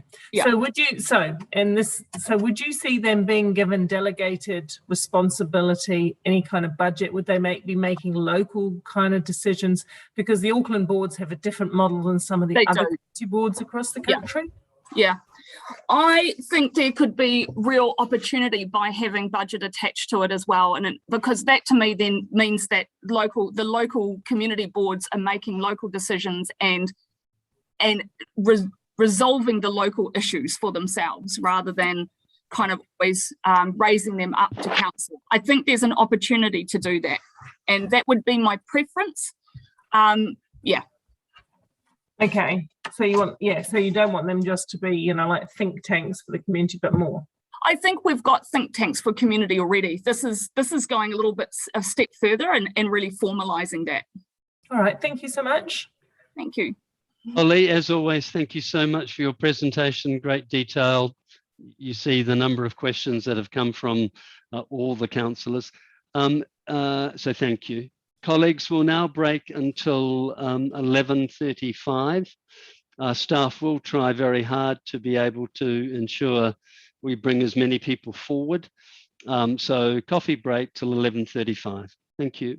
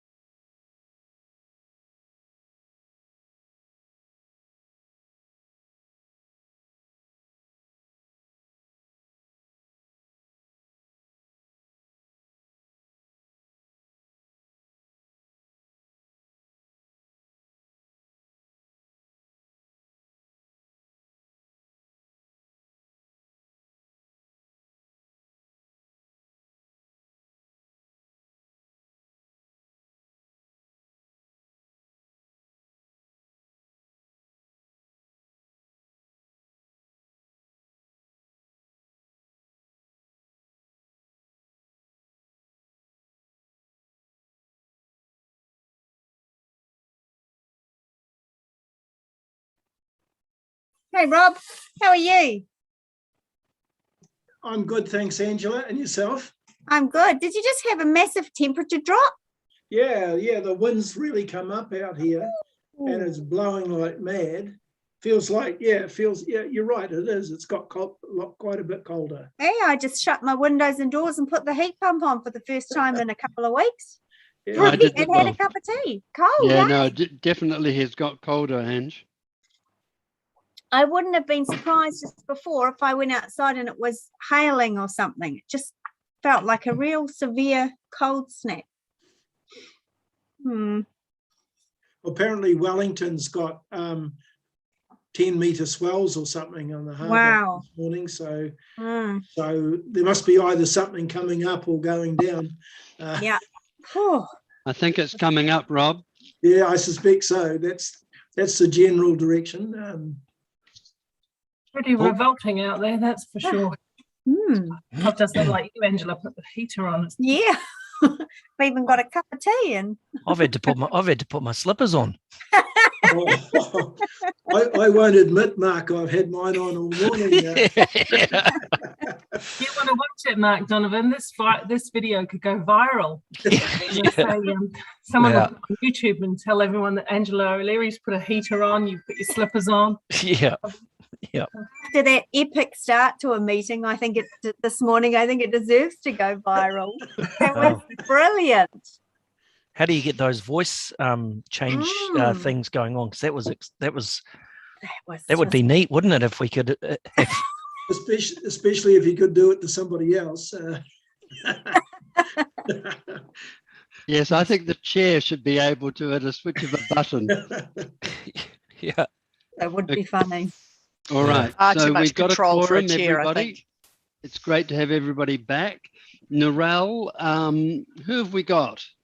I'll just admit right now we've got Jacqueline first, and then also Rex Peterson. Wonderful, thank you. So if we hear from Jacqueline Elkington first.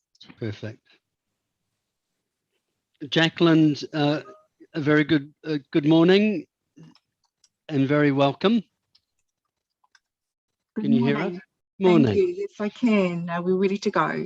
We are, Jacqueline. You've got 5 minutes. We really encourage you just to focus on the salient points of your written submission, which we all have a copy of, and that enables us to ask lots of questions at the end.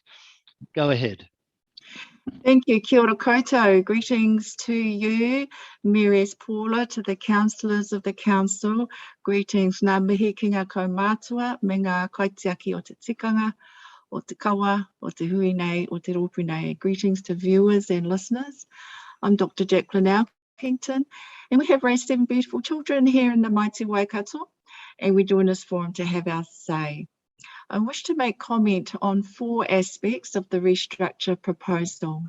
Firstly, when I think representation, I think community boards. They are close to the ground, they are grassroots, they are connected, and we can't have any board more local than a community board, which is so important in an increasingly large city as what Hamilton is becoming.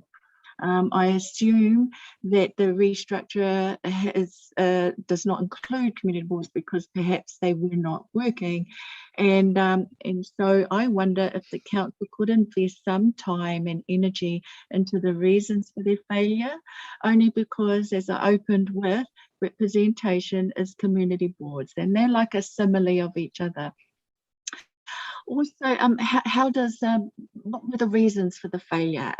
Was there blocking or withholding information, or was there not being heard? Was there lack of, role clarity or lack of understanding?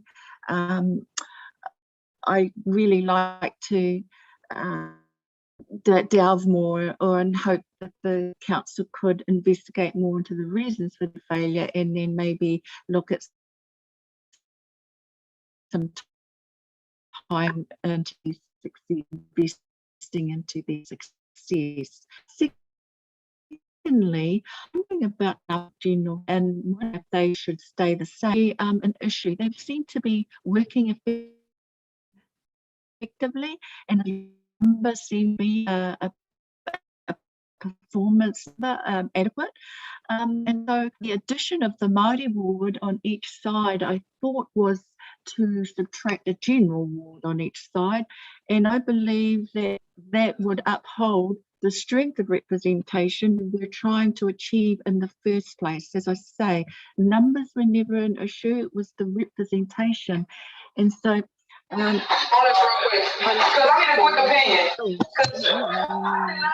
that. So I'm thinking that the numbers are the same with the addition of the Māori wards. Thirdly, I'm wondering, also, can we please have some transparency around... Sorry, Mr. Chair, could I just ask the speaker to speak up a little bit more? No, that's not right. Informed choice about the... Sorry. Jacqueline? Better? Yes. Yeah, could you speak up a little? Your internet's also fading, so if you need to, you can switch off your video feed. But yeah, just speak up a little bit more. Thank you. You're welcome. So secondly, I was wondering about the numbers of the councillors, and with the addition of the Māori wards, I felt that a subtraction of 2 general wards might be appropriate to refrain or to avoid the risk of diluting that representation we were trying to achieve in the first place by the addition of the wards. I was also asking that there might be some more transparency around the salaries, because that is something that might be able to contribute to making a more informed decision about those numbers on council. Thirdly, I'm wondering how Māori ward might be restricted, how the Māori ward restricted by a ward boundary might adversely affect performance. Only because I suspect that a candidate might be a little bit like myself and have relatives that live not only in the near vicinity, but all over the city. And so I might suggest that the boundaries be determined by that candidate chosen to represent. Fourthly, I feel like the iwi partnerships formed and sustained over the years with council, between Manatopu, Te Runga o Kirikiriroa, Waikato Raupatu, has been impressive. The reports report strong relationships. Sorry? Just time, but keep going for now. Okay, then really quickly, the commitment to Te Tiriti Waitangi is strongly demonstrated widely throughout the city. I feel like the city is moving and reflecting partnership participation and its maximum is under the current structure of mayoralty, and I wonder if the city is moving towards a co-mayoralty, and I'm suggesting a co-mayoralty role be shared. Thank you. Kia ora tātou. All right, thanks Jacqueline for your comments. I don't see any questions from my colleagues. So thank you for that. Thank you for your presentation today. The next submitter is, sorry, Mayor Paula, you have a hand up. Is that an old hand? Yeah, no, it's a new hand. I was just thinking, sorry, I'll put my video on. Just a quick question. We've heard from a number of speakers this morning about what at a community level would drive greater representation. I just wonder if you have, since we have your expertise with us today, if you have a viewpoint in terms of Māori and representation to share with us. Just a very quick comment, please. In terms of election? In terms of generally picking up the ability for Māori to be democratically represented, just in respect to that, because we've heard a number of people talking about community boards and other ways of reaching out into the local community. Yeah. Oh, that's good to know. I only know of community boards, and shame to see them flagged, and maybe boards could engage and participate. Okay. Thank you. Thank you. Thanks, Jacqueline. Right, so the next we've got is Rex Peterson, and then followed by Samuel Tan. Rex, welcome. Welcome, thank you. Appreciate your invite. So you've got five minutes. If you could just focus on the salient points of your written submission, which we all have a copy of, leaving enough time for some questions from my colleagues. We're in your hands, Rex. Thank you very much for your time. Thank you all for inviting me and allowing me to have my say. I do truly appreciate it. I'm sorry my video is not going, but there seems to be an internet issue, so we'll just have to go with my voice. Okay, my conversation and my proposal suggestion around the coming changes to citywide representation of the Hamilton people by the elected members goes like this, that the proposals that I've seen to date seem to be somewhat limiting. And as Paula has just said previously, when she asked her question about saying how do we reach better into the community, I have my views around being able to assist the council to be able to hear the voices of its community better, and that's what my proposal is based around. I see that as a city that we start living the vision of being truly representative of its residents, one that knows the values of the people and does its best as a collective group to involve interest groups, listen and plan to those needs in general, not just to the loudest few. To this end, my proposal was we should maintain the current council representative numbers as they are now, plus the additional 2 Maori seats. One, the wards, I believe, should actually be changed. I think they should be separated into 4 wards, an east, west, south, and north, with roughly equal populations in each, divided by the river and the likes of the roads, and Boundary Road to the Massey Road links. I believe that within these, the wards should each have 3 councillors each. And the councillors at the time of standing must live within the ward they're standing for. The aim of this would be to ensure that the councillors are truly representative of the community they are to represent. Whilst I appreciate that they have an overall view to represent the city, I think we need to have far better community engagement, and if you live in an area, you'll be able to represent it far better. 4, the role of the mayor should stay as a citywide vote, as they are a deciding vote and representative of the city as a whole, and they should have that accountability. 5, I believe there should be a cap on spending in both the mayoralty seats and for the council seats. This figure obviously needs to be calculated as a balance, but I think that one of the problems that we have with the escalating of costs for anybody wishing to stand for council is that it actually allows for a lot of people not to stand because of the simple cost involved in getting voted on to the council. My aim, of course, with this is to ensure that all the seats represent the community that they live in, and not to be taken just with those with the largest budget. The Maori seats, I also think, should be split. I think they should be split, one for the East Ward and one for the West Ward, which ensures they represent and are accountable to a sector of the community, as I believe all the councillors should be. Thank you, Ewan. That was my submission. Look, thank you so much. It was very succinct. Thanks, Rex. Colleagues, I'm just quickly checking to see if there are any questions. Look, I don't see any. Thank you, Rex. Now, our next submitter is Samuel Tan. Hello, Samuel. A very warm welcome. Samuel, you've got 5 minutes. If you could just leave a few minutes at the end for questions, we're in your hands. Kia ora. Tuia ki runga, tuia ki raro, tuia ki roto, tuia ki waho, tuia te here tangata. Ka rongo te pō, ka rongo te ao, hui e, tā ki e.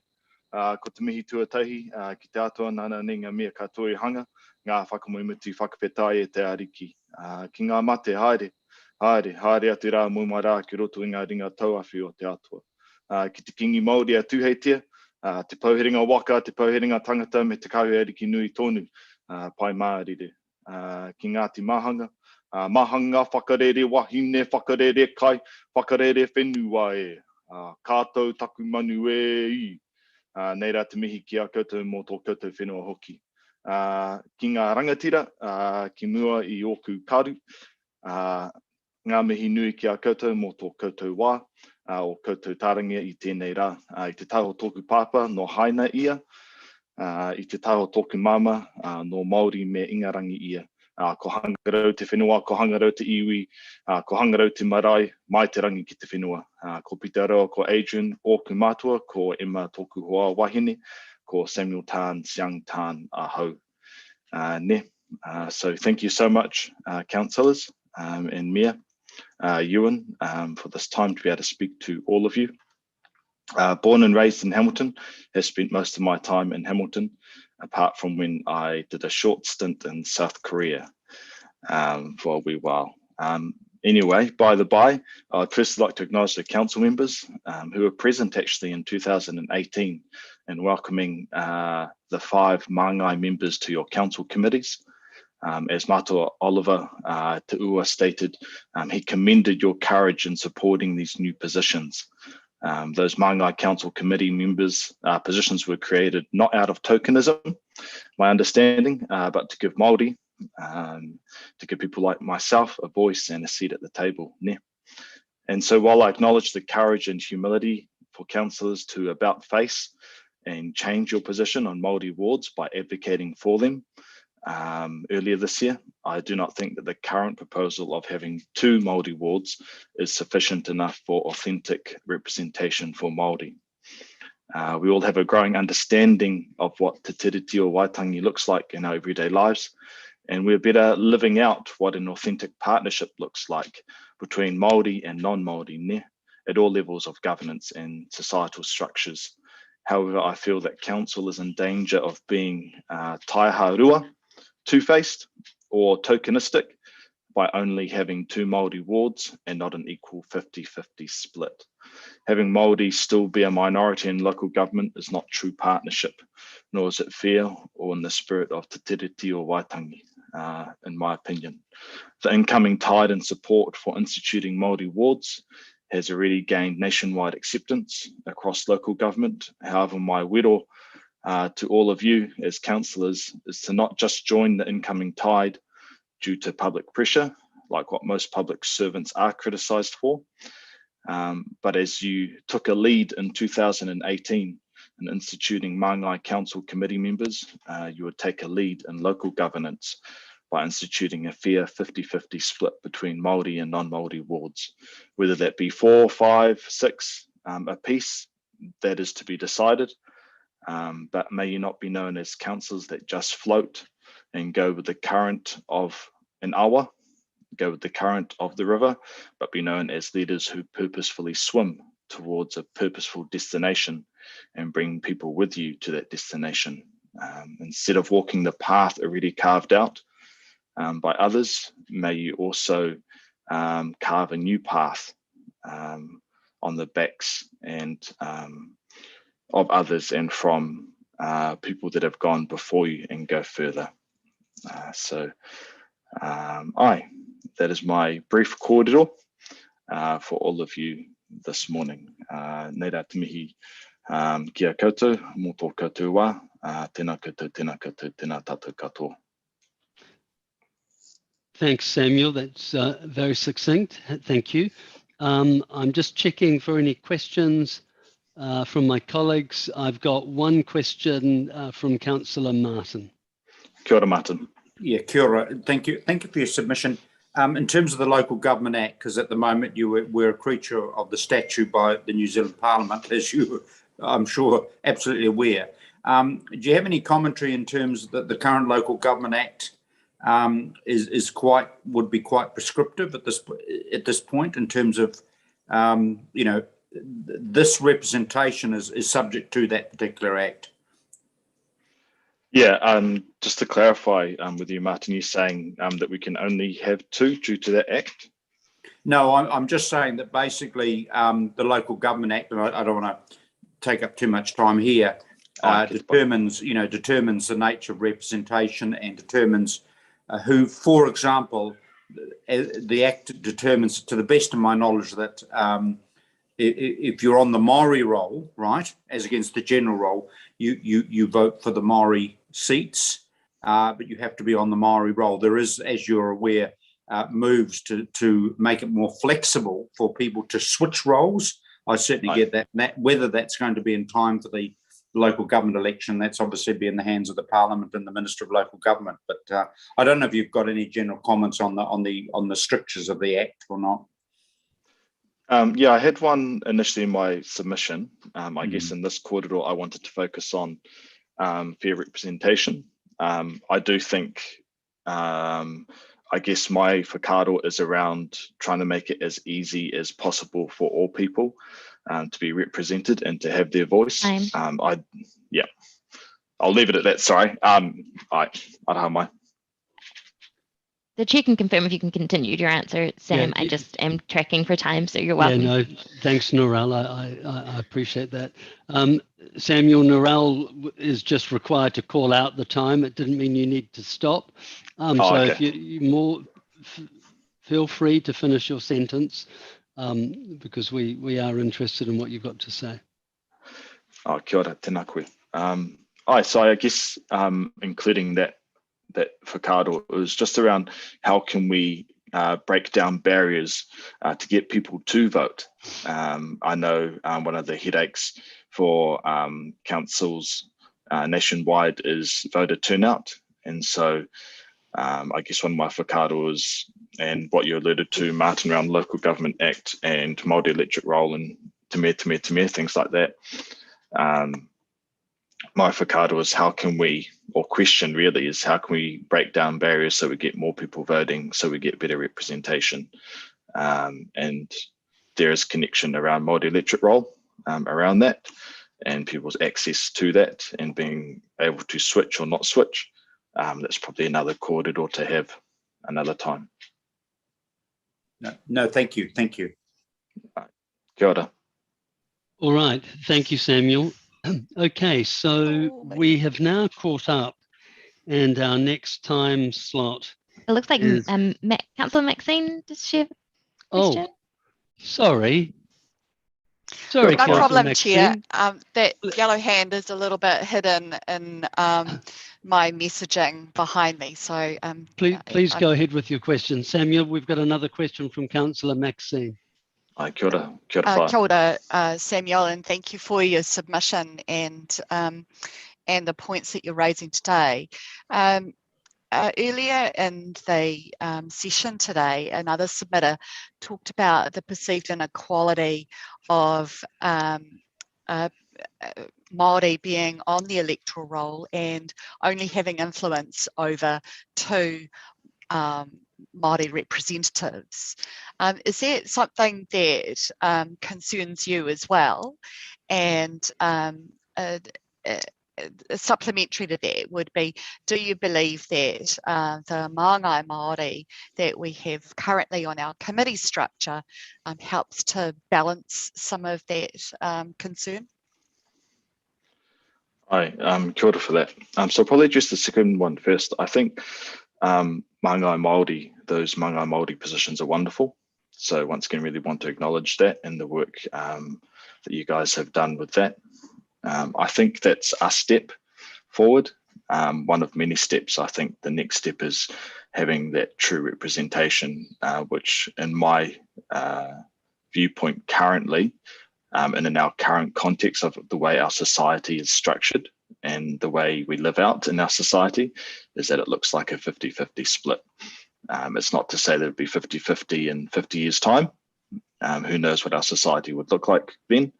But in terms of getting that fair representation between Māori and non-Māori and adhering to the spirit of Te Tiriti o Waitangi, I believe that currently it'd be 50-50. I'm not sure if that answers your question, Whaia. Araha mai. No, that's just fine. Thank you. In terms of the structure that's proposed and the 2 Māori seats that are have been endorsed, your submission is a bit silent on how there might be other ways to address that, and that a city-wide ward could, in addition to east and west wards, could be a possible solution. Is that something that you've considered at all? Yeah, so by city-wide ward, you mean abolishing east and west? I mean, No, so an is this in east and a reference to west the, and a city-wide ward is in addition? in addition to the 2 Māori wards would just be city-wide? I just want to clarify. Yes, so there is a proposal that is possible to have some councillors elected through a city electorate, along with a mayor, and a Māori ward, which is citywide, and an east and a west. Yeah, totally. So I guess my basic, the principle that I'm living out of and the thoughts that I have around that is that whatever system we're wanting to design and structure, the question that I pose to any form of governance, whether that's even a school board, is that what does fair representation look like? And if we go back to Te Reo Waitangi, is it 50-50? Is it Māori and non-Māori? So whether we introduce city-wide wards, whether I know it was previously talked about having community boards. So whatever kind of system or structure we are creating or adjusting, do we have 50-50 Māori and non-Māori at the table to begin with as our foundation? And also I'm totally all for having more representation for minority groups, so that minority groups have voices. So it doesn't just stay with Māori and non-Māori in particular, but what are the other voices that are needed? But I believe that the foundation of this country, if we're going to stick to Te Reo Waitangi, then we need to first start on that right foundation to make sure it's tika, make sure it's true and pono and correct. And for me, that looks like a 50-50 split, no matter what system we're wanting to design. So it's a general principle, Maxine, as opposed to getting into semantics around what could work better or not, what type of system or structure could work better or not, and numbers, more just a general principle, sorry. Thank you, Samuel. That's much clearer for me. Okay, thanks, Samuel. Colleagues, I've been advised by governance that we haven't heard from Florine, Pitchard Blunt or JJ. We've tried to reach out, but got no response. Narelle, you had suggested to take an early lunch. We hadn't planned to have we were going to run this meeting to sort of about 12:45. Well, yeah, it would have been about 1:30 right. before, so this would add a bit of time, but I should still be good for the council extraordinary council meeting at 3. Right. I wonder. It's just so we have been in contact with Alvina and Nicola, but both would really only be able to make it if they could stick to those times closer to 1. So if we do go ahead that we don't have any more speakers, then we wouldn't be able to hear from them. Couldn't do the 12:20 as scheduled, and neither could Nicola. Nicola should be okay, I think, for her original time of 12:45, but yes, obviously we're a bit earlier than that. Right.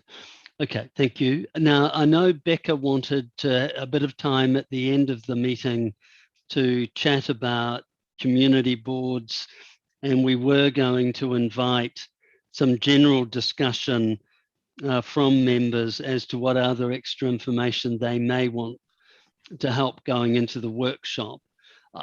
Would it be, colleagues, would you prefer to take an early lunch, or would you prefer, I see Rob saying yes to the early lunch scenario. Oh man, I've just got my internet going again.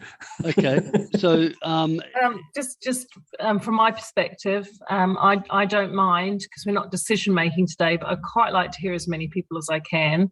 I'm going to have to dip out a little bit around the announcement, just because of the nature of today's announcement might or might not be significant. So, which is what, the peacocks? Oh no, the one. Well, COVID. The COVID yeah, announcement. yeah, okay. COVID announcement, because Sure. I think, yeah. So there's a lot of media interest in that at the moment. So I may have to duck out. That's all right. We'd sort of excluded you for quorum, Mayor Paula, as Brilliant. you've asked. But yeah, but I'd still like to hear as much as possible. So whatever right. delivers that is good for me. Okay, so in light of that, I am going to call an early lunch break. We'll come back at 12:45. What that will achieve is we'll enable Elvina to be heard, Nicola to be heard, and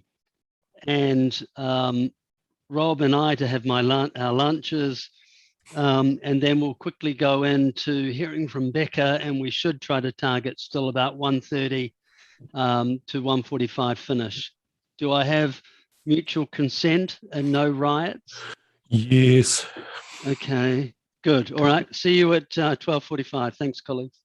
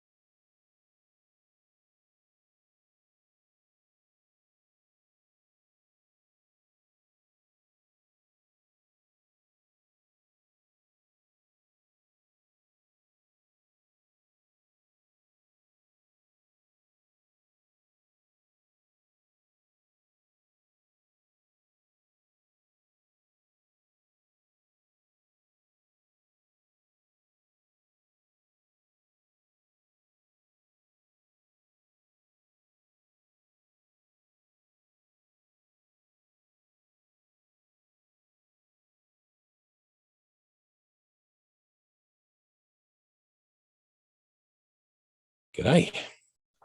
How are you? Good. I'll tell you that Brian Main piece was, oh, you couldn't have scripted that. That was so funny. Do you remember the last lockdown? I think it was in the annual plan. There was one elderly gentleman who sat there, and all you could see was the very top of his head, and he talked away like that. It was gee. Yeah, it's an amazing illustration where, you know, individuals who haven't been exposed to the technology leaps are put in positions that are really uncomfortable for them. I know, and they go to such effort. It's really impressive. Oh, it is. Yeah. How many more have we got to come in today? We've got 2, is it? So we do have 2 currently in the waiting room, so that we should definitely have them. So that is Alvina and Nicole that we were referencing.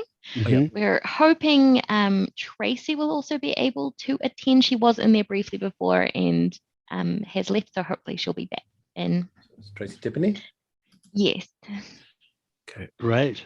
Well, that will be the last of them. Yes. Yeah. Okay. Yeah. Interesting.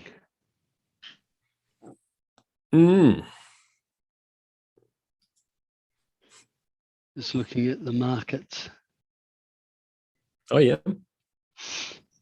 Hey, is the 1 o'clock announcement a significant one today? Is it? I thought it was Yeah, I was a little confused about that. I thought it was tomorrow, but no, apparently it's today, and it's simply to reconfirm whether or not we come out tomorrow midnight, right? Oh, right. Okay. Right, we're back and we're live. Let's have a look. Oh, we've still got a minute to go, so I should be patient. Yes. It's tiring cheering on Zoom, isn't it? Yeah. You're sort of playing DJ and cheer. You've got 4 or 5 things all going at once, but it's fun. Narelle's been a great help. Yeah. There's a lot of multi-use of different technologies, communication technologies happening. Yeah. I think the hardest ones to chair would be the ones in level 2 when you've got some people with buttons, some people without buttons, some people on Zoom. You know, and like we had with I think it was the council meeting last time, wasn't it? Yeah. Now, interestingly, apparently under level 2, Narelle, you were telling me we can't have people in the chamber. Yeah, so that is the direction from the team at council who are leading our response. We do allow members of staff into the building to see reception, but other than that, we don't have access to the public for like in the chamber. So they members of the public are joining our meetings through levels 2 and 4 on Zoom. Right. Understood. Anyway.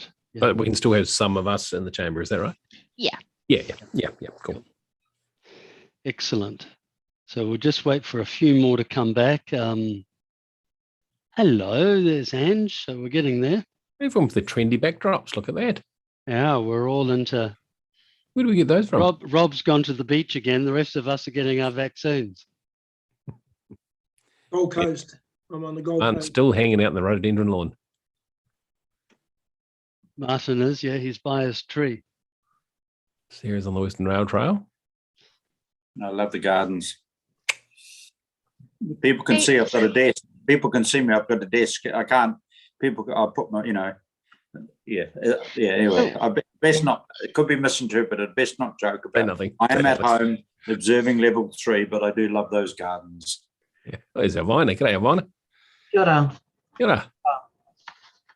Hello, welcome, Alvina. We're still just waiting for a few more to arrive. We need another 2, right? Another 1, I think. 5.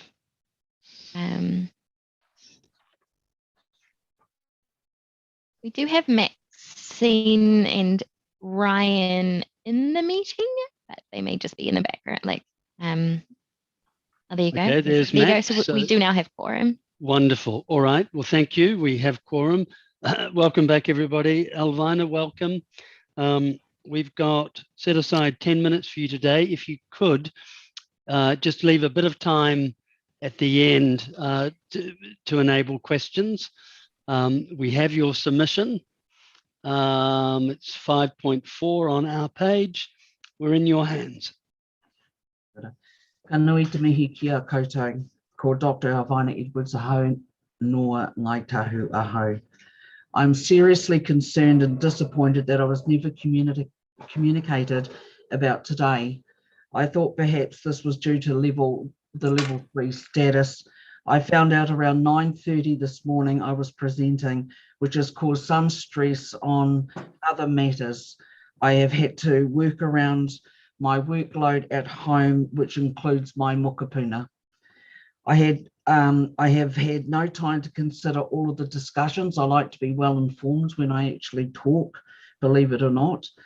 I would have preferred to be given another date and time.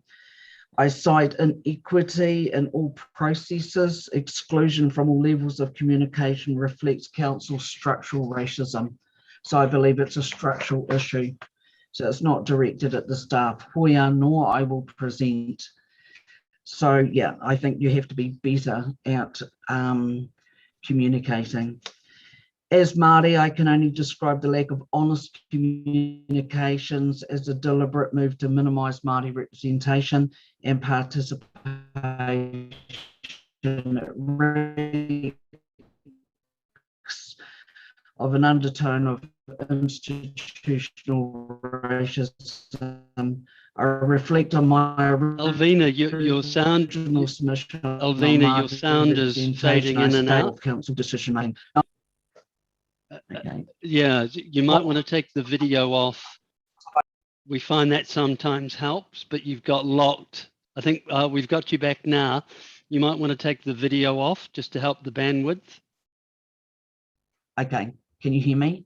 I can hear you better now. So what part did I get to? I can't hear you. Alvina, you just mentioned about equity. I haven't finished my submission. No. You asked what part you were up to. Yeah, that was the last we heard before it started scratching in and out. Okay, I'll go to, I cite inequity as in all processes. Exclusion from all levels of communication reflects council structural racism. I mean, I didn't even know that you actually had consultation after we had our original submissions on the seats. So yeah, there's been absolutely none. Hoi anō, I will present. As Māori, I can only describe the lack of honest communications as a deliberate move to minimise Māori representation and participation, and it reeks of an undertone of institutional racism. I reflect on my original submission on Māori representation. I stated more than one seat keep mangai Māori until you had Māori at every level of council decision making. No non-Māori can ever position themselves in our worldview. For years, many arrangements, but Māori continue to be marginalised by Hamilton City Council. The proposals or models or how many councillors it will have and whom will represent, including the number of councillors for the next elections, continue to minimise Māori representation. There is a tinge of institutional racism. Māori want to be heard and have repeatedly told you that we want more than the small offerings you continue to put out. And I mentioned on my online submission that, you know, we get 2 seats, then you're up it to increase your amount of seats. You all have to work harder. You have systemic issues that create a barrier to Māori representation. That's also the wards, which goes way back long to Te Tiriti. There has been a provision to promote enhanced Māori representation in the decision-making processes. Therefore, I conclude that equitable Māori representation is outlined in the 3 waters reform. And I also heard the previous speaker, Samuel, talk about what I'm going to state. The opportunities for iwi Māori and the Three Waters reform shows how this will be achieved, mainly or principally that there will be an equitable 50% representation from a variety of Māori. That is exactly what Te Tiriti we agreed to at that point. Equality divides resources. I think you saw the image that I had up before, so it's not about equality. That divides resources into matching amounts, and equity focuses more on dividing resources proportionately to achieve a fair outcome of those involved. And I reflect back to what I had previously said about 50%, what's mentioned in the Three Waters governance model, and also or reform, and also Te Tiriti. Like the Three Waters, I actually also want to add a conditional, and this has to be conditional for all representation, that you should be required to have collective competencies in Treaty of Waitangi, Te Tiriti of Waitangi, Mātauranga Māori, Tikana Māori, and Te Ao Māori. Several individuals will be required to have expertise and exercise kaitiakitanga, tikana Mātauranga Māori relating to everything. And there has to be exclusiveness at the council table. So yeah, basically at the end of the day, I see it's all pretty lacking. I did ask staff right from the very beginning, after the last submissions to now, how many Māori do you have, staff and management, that were part of this entire journey? And it's appalling, absolutely appalling. So, you know, at the end of the day, I go back to 50% representation, and you want to have to change every level of Hamilton City Council. Māori need to be at every table, every part of management, because this whole process today for me sitting here has shown that people get excluded. Kia ora. Hey, thanks, Alvina. I have just one question from Councillor Mark. Kia ora, Alvina. It's kind of more to staff. I'm just trying to work out what happened with the communication with Alvina, if she wasn't told till this morning. And I'm certainly not trying to hold anyone up to dry or anything, but I'm just trying to get an understanding of how we communicated with our submitters. Kia ora, councillors. I'm just following up with the team. I don't have the full details as yet as to what's happened. There's a couple of teams that deal with this process, so I will endeavour to find out and then provide a response as soon as possible. Okay. And apologies, Alvina, for the Alvina, for the mix-up if there has been one. All right, thank you for that. I have no other. Oh no, I do have one question from Councillor Martin. Kia ora, Alvina. And I apologise. Belated congratulations on your PhD. I hadn't quite realised. Yeah, so Dr. Alvina, congratulations. Seriously, I hadn't caught up on that, and I do send that to you. Greetings. Just, I'm hearing from you loud and clear that you, notwithstanding the Māori wards, you obviously want to retain at all levels the Maunga Māori representation model as well. Is that correct? Yes. Yep. Okay. Thank you. All right. Thanks, Alvina. Okay. The next submitter, Narelle, we have. So we have Nicola, and then following that will be Tracy. Right, thank you. So Nicola is, let's have a look, 5.7 on our list of submissions. Nicola, welcome. Nicola, we've got 5 minutes set aside for you. Please leave a few minutes for questions. We're in your hands. Tēnā koutou katoa, ko Nicola tōku ingoa. Thank you very much for allowing me to speak. I know you were seem to be running early today, and so maybe could have finished earlier. So I appreciate still being given a chance to speak to this issue. Forgive me, I don't have a copy of the suggested model for the councillors that you put out in the last survey. I'm just kind of going off memory. But correct me if I'm wrong. From what I remember, there was a model suggested for 14 councillors, 2 of them being Māori wards, and then 6 from each side of the river. Yeah, cool. Obviously, I am in support of Māori wards and believe that the City Council, I'm in full support of Māori wards. But I believe that the City Council could do even more to make sure that our councillors are representative of the population. I did have a read on the website that apparently in Hamilton, and it makes sense because we are in the heart of the Waikato, but Māori make up 20% of our city's population. So from the suggested model of councillors, that doesn't really accurately represent the number of Māori in the city.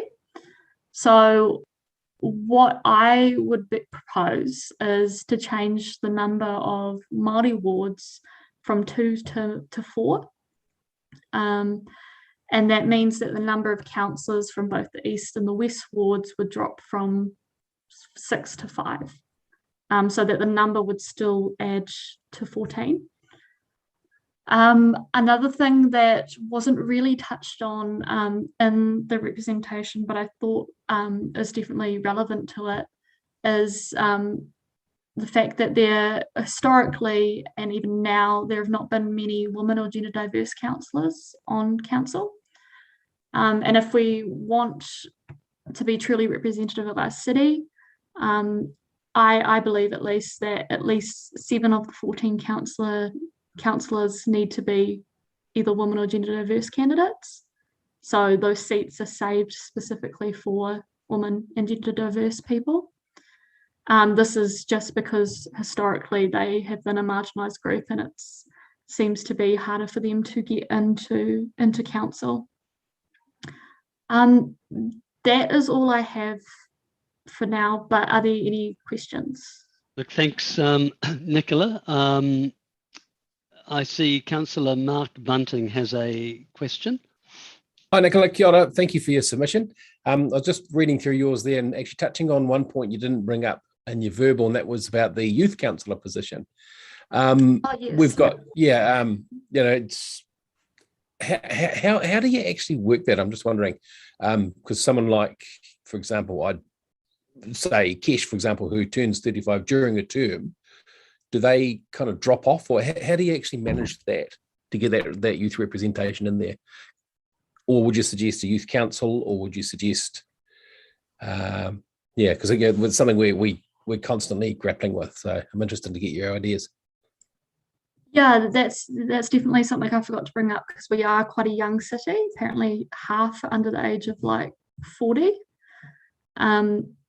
So with that, I think maybe councillor positions would be better for that, because I've heard through like my various social circles that there are youth councils in other regions and city councils, and apparently they're very tokenistic. They're not.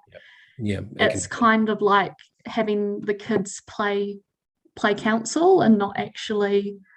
And apparently it's also a way for young people who actually do want to run for council, saying, hey, you should be going for youth council. This is for the grown-ups, kind of thing. So yeah.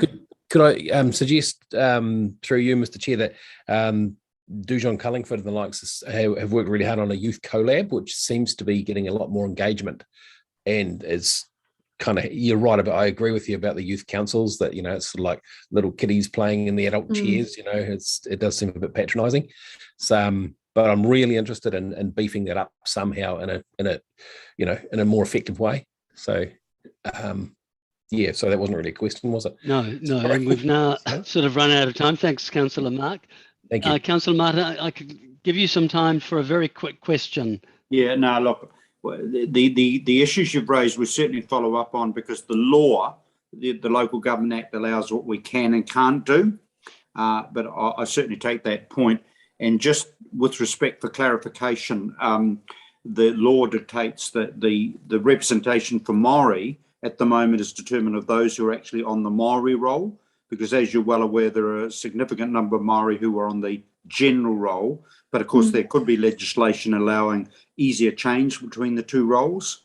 But thank you very much, Nicola, for your submission. But basically, if we can't do it via full council, you're certainly open to, so what you're messaging around youth particularly is you want to see them at least around committee council tables and appropriately represented in the council system. Yeah, regardless of whether like who's on what voting system. Yeah, just sure. having them at the table. Yeah. All right, thank you. Thank you very much. Thank you. Thanks, Councillor Martin. Right, so thanks, Nicola, for your submission. Colleagues, we're now at a point where I'd be very keen to start hearing from you all and giving feedback to staff. Chair Ewan, we just have one more submitter first, and then. Oh, do we? So yes, Tracy Tipene. Oh, wonderful, Tracy. A very warm welcome. I apologise for having missed you. It's all good. Kia ora. Ko Tracy Tipene taku ingo.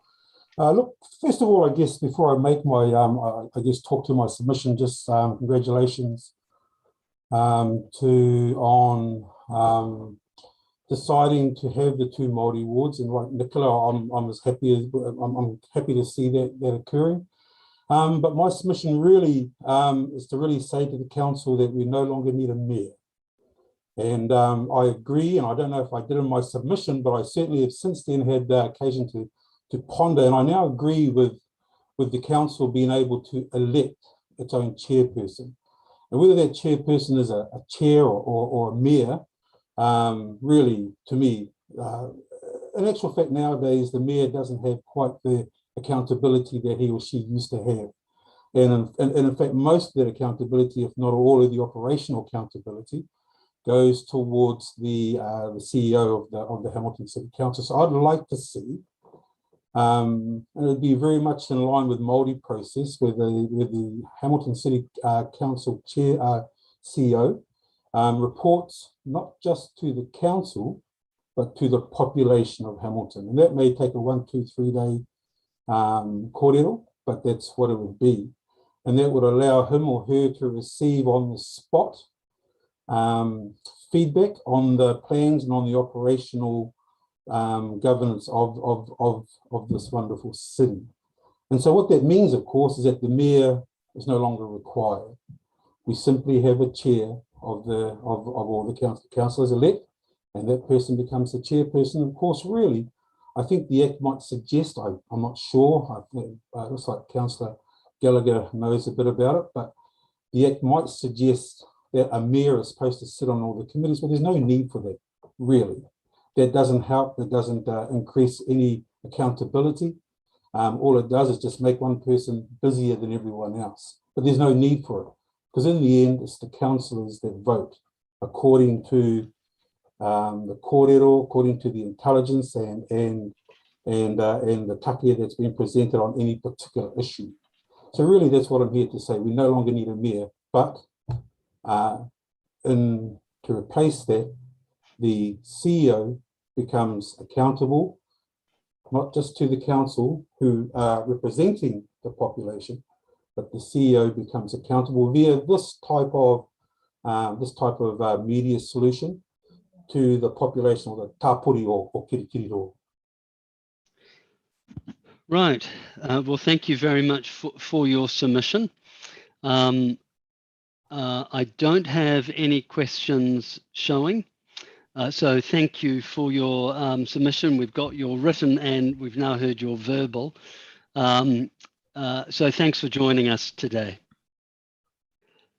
Councillors, I'm now going to move to ask Becca to give us a bit of an update, if she could, just regarding community boards, because we've had a lot of comments concerning that. And then we will open up to enable you to give staff some additional feedback and what other sort of information, having heard now the verbal submissions, that should go into the deliberations. Councillor Martin, I see you've got your hand up. Oh, look, it's just a series of questions and clarifications, as I understand. If I've got this right, Mr. Chair, that means then that goes to the full council. Yeah, well, let me, maybe if we let Becca do a bit of an intro, she'll probably answer your questions. And if you then have questions, we can manage it that way. Young Becca. Thank you, Chair Wilson. So there was just a couple of comments throughout the submissions, which was great to hear from the community, that I just wanted to clarify, particularly around community boards, just around some factual points there. So Dale's on the line, so if Dale could join us and just provide some factual accuracy points around community boards. We'll start there, I think. Thanks, Dale. Yeah, community boards are a formal structure and they're established under the Local Electoral Act. They are optional to establish and can cover all or part of a district. A community board consists of between 4 and 12 members, as we heard of from the submitters earlier on, and it includes at least 4 elected members, so it's a minimum of 4 elected members. It can include appointed members, and those appointed members to be less than half of the total number. If you have appointed members, they must be elected councillors from the ward in which the community board is within. So it can't just be anyone. So some of those submitters thought that anyone can be appointed to a community board. It must be the councillors from the ward the community board is situated in. So community boards don't need to comply with the plus or minus 10% rule. So you might have 3 or 4 community boards, but they don't have to comply unless those community boards are subdivided. So you can subdivide a community board into, say, 3 subdivisions, but those subdivisions must comply with that plus or minus 10% rule.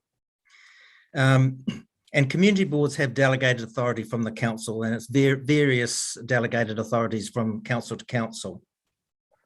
There's no ability in legislation to have Māori community boards, so as we can for Māori wards, so you can't have Māori community boards. And basically, the role of a community board is to represent, I'm just reading this out, represent and act as an advocate for the interests of its community, consider and report on all matters referred to it by the territorial authority or any matter of interest or concern to the community board, maintain an overview of services provided by the territorial authority within the community, prepare an annual submission to the territorial authority for expenditure within, and communicate with community organisations and special interest groups within the community. So there's some key roles. The final point that I just wanted to make is there is something called community committees. They're quite different to community boards. They're not part of the formal structure of a council. And with community committees, they are appointed members, so they're not elected members, and anyone can be appointed to a community committee based on skills or diversity or whatever other makeup is appropriate. So that's my little rundown on community boards, if that helps.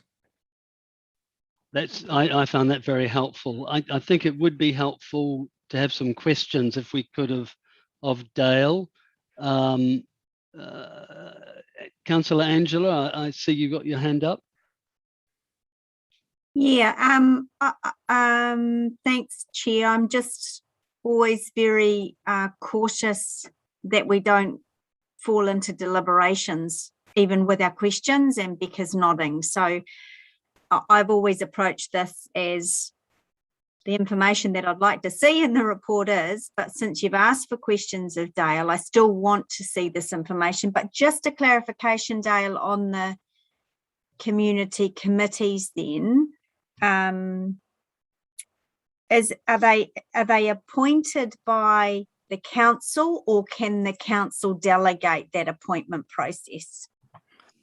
My understanding is that because they're not a formal structure of council, they're more an informal arrangement, and it is over to the council how they are best structured.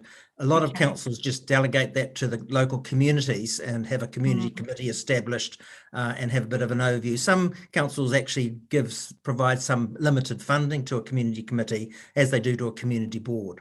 Okay. I might as well just finish up, Chair, because I've only got a couple of things I'd like information. So I'd like that information formally reported in the deliberations report. And just even if it's an understanding of possibly not the number of areas that Holly Snape mentioned in her submission, but just a bit of a rough idea of, say, if we had 7 or 8 across the city, what kind of costs, indicative, there would have to obviously be indicative costs that might, and how as a council we would fund that. I'm assuming it's just like external appointments. My only other one, oh gosh. Councillor O'Leary, can I just clarify that request around costs was in relation to community committees? Community committees, okay. Yeah. Sure. Thank you. Probably other members will be interested in some costs around community boards as well. And Becca, we wouldn't have to, if when we get to the deliberations decision, we wouldn't have to reconsult if we put a proposal forward for community boards or community committees, would we? Because it's been raised a number of times in submissions, or would that be quite a significant change to representation? Feel free to jump in, Dale, but so just a couple of points, just in relation, I should have set this out at the front. There is an opportunity next week to workshop some of these points. So that might be an opportunity to have some more of these in-depth conversations. But just in terms of community boards, I think the point that's covered in the report itself is that if there's any changes or significant changes to what we initially went out to propose, it needs to be linked back to the submissions that we received. I think Julie touched on this earlier with respect to the feedback that we received on community boards needs to be taken into consideration with the overall feedback that we had around community boards per se. So because our proposal didn't actually because our proposal wasn't preferred community boards, it's a higher threshold, really, isn't it? Yeah, absolutely. And I think we need to take into consideration all of the views that we've seen in the submissions that we've received. So not those that just, obviously it was great to hear from people that spoke today, but in terms of written as well, all the written ones as well, and you know, on balance, what the community saying about community boards. So that would be my comment on that front. Dale may have something to say in addition to that. Yes, if you change your initial proposal, which if you established community boards, you are making an amendment, then that changes that and becomes the formal proposal, which then has another 1 month objection period. So people do have another opportunity to object to their final proposal if they wish to. Yeah, okay. Right, thank you, Councillor Angela. I've got Councillor Martin followed by Councillor Pascoe. Yeah, thank you. And I certainly note Angela's right. This is not deliberation. This is not full council. So these are just purely, as I understand it, putting the questions that we would like to be covered in the report. And I guess the question is to both Dale and Becca, given your expertise. Obviously, a community board would require a whole process because that's under local government. Community committees, can we at this point, is it possible just to give us some idea, either via the written report, of examples of community committees as distinct from community boards, just so that, you know, we know what the beast we're talking about.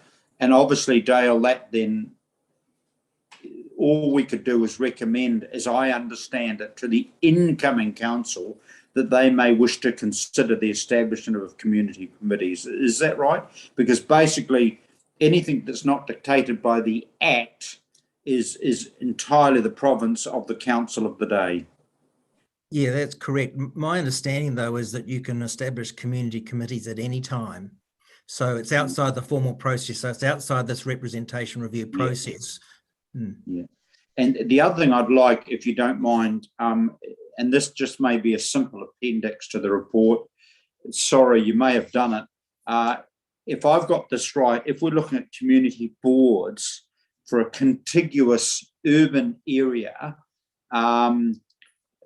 putting aside Super City Auckland and the fact that we're the fourth largest TA in our own right after Christchurch, Wellington, Hamilton. Probably Christchurch is the only parallel to us in terms of community boards that are across a sort of contiguous urban area. Would that be right? Yes, that's correct. Yeah. So I'm just wondering, Becca, if we could just have, even if it's just a reference off to their website, that would be really useful. That would be really good. And then obviously with regard to the points that have been made with Maunga Māori, again, that would be, that's not within the scope of this report, is it? No, not within the scope of this report in this review, but obviously the council can choose to look at that at any time. And just with respect to your query around community boards, Martin, there is the Remuneration Authority, and I think I circulated this a while back, and I'll provide some more information at the workshop next week, but there's some really good information in there that sort of talks about all community boards across New Zealand and what the makeup is and what that looks like. So I'll make sure that that's available. And one of the report, there seems to be still, I've picked this up anecdotally by a few submitters, that people don't fully realise, Ewan pointed this out, that this is a council salary pool, and it's then divided by the number of councillors, the community boards, etc., etc. People seem to think it's the increase of councils add-on. So I'm wondering if the report could at least, with respect, highlight that. And secondly, I'm still, I observe a degree of confusion around eligibility to go on, the Māori seats is dictated, as we know, by who at the moment's on the Māori roll, who's on the general roll, and probably the report could highlight that. There may be some legislative change. Yes, absolutely. Right. Thanks, Martin. Yeah, thank you. So again, I've got a speaking order, but as Angela said, and I thought I'd said at the beginning, this is now just an opportunity for elected members to seek any information that's missing to help them at the next phase. All right, so I've got Councillor Rob, then Councillor Mark Bunting, then Councillor Sarah. Thanks, Chair. I've got four takeaways from this morning's session that I would like to have incorporated into the report and or discussed, as Becca suggests, at next week's briefing session as appropriate. The first one kind of follows on from Martin about the remuneration pool and the fact that extra councillors will not result in extra costs. I would like to see in the report the extra costs that council will incur around those costs outside of that remuneration pool. And here I'm thinking of the overheads, the professional development, the technology and so forth, because I think we're overlooking the fact that 14 councillors will cost more than 12 councillors. And if I read how things like how areas like overheads are allocated across the organisation, some of those costs are quite significant. So I'd like to see that in the report. I also commend Julie on her explanation this morning around a summary of the results of the consultation.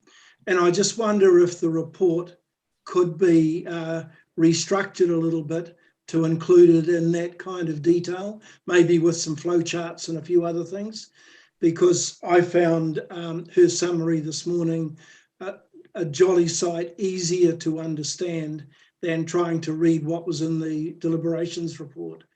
So if there's a way, Julie, that you could do that for the final report, I think that would help us all and help the community in terms of their reading and understandability. Yes, we can do that. Yeah, that'd be great.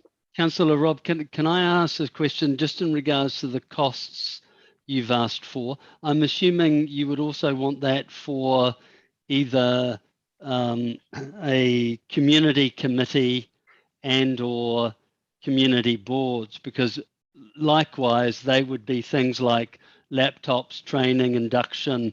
That's the sort of additional costs you're wanting? Exactly, but I don't think that's actually on the table at the moment. I know that the 14 councillors are on the table, and hence the reason why I'm asking for that information.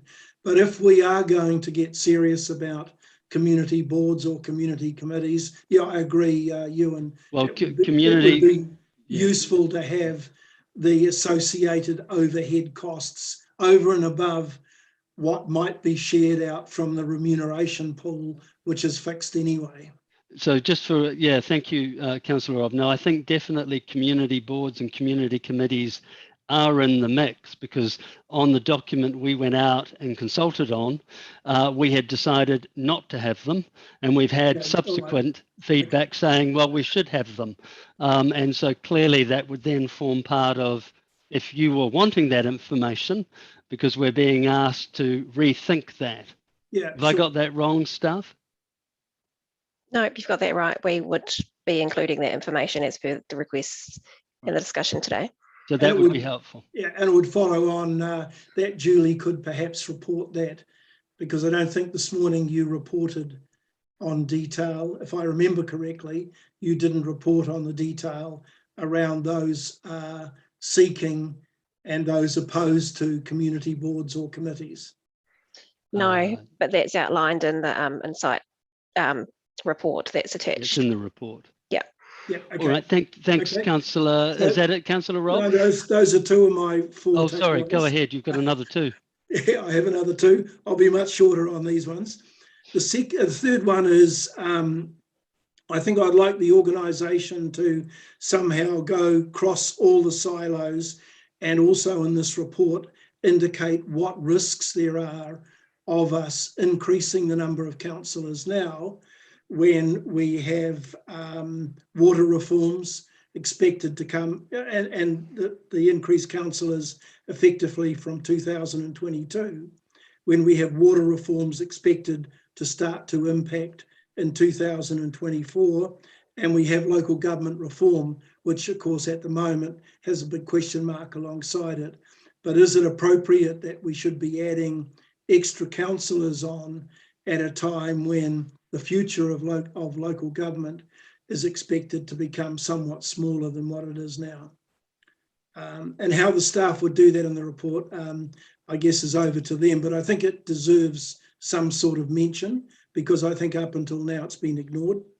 Just to clarify, Councillor Pascoe, there was a section in the initial proposal report that covered those risks around local government reform and the other reforms. We can endeavour to provide more information, but without kind of knowing exactly what those things are going to look like, it makes it a little bit difficult, but we'll definitely see if we can add some more detail into those sections that were in the initial proposal report. Thank you.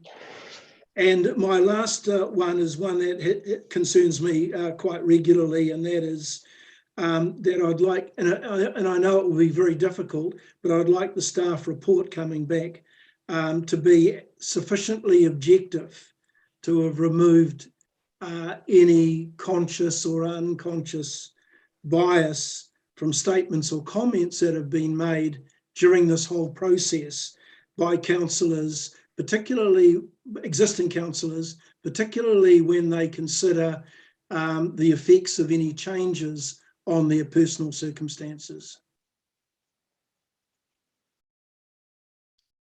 Yep, I will endeavour to make sure it's objective as always. Councillor Pascoe. Sorry, Rob, can you clarify that again? I couldn't quite understand that one, Rob, actually. Sorry, just clarify if you would.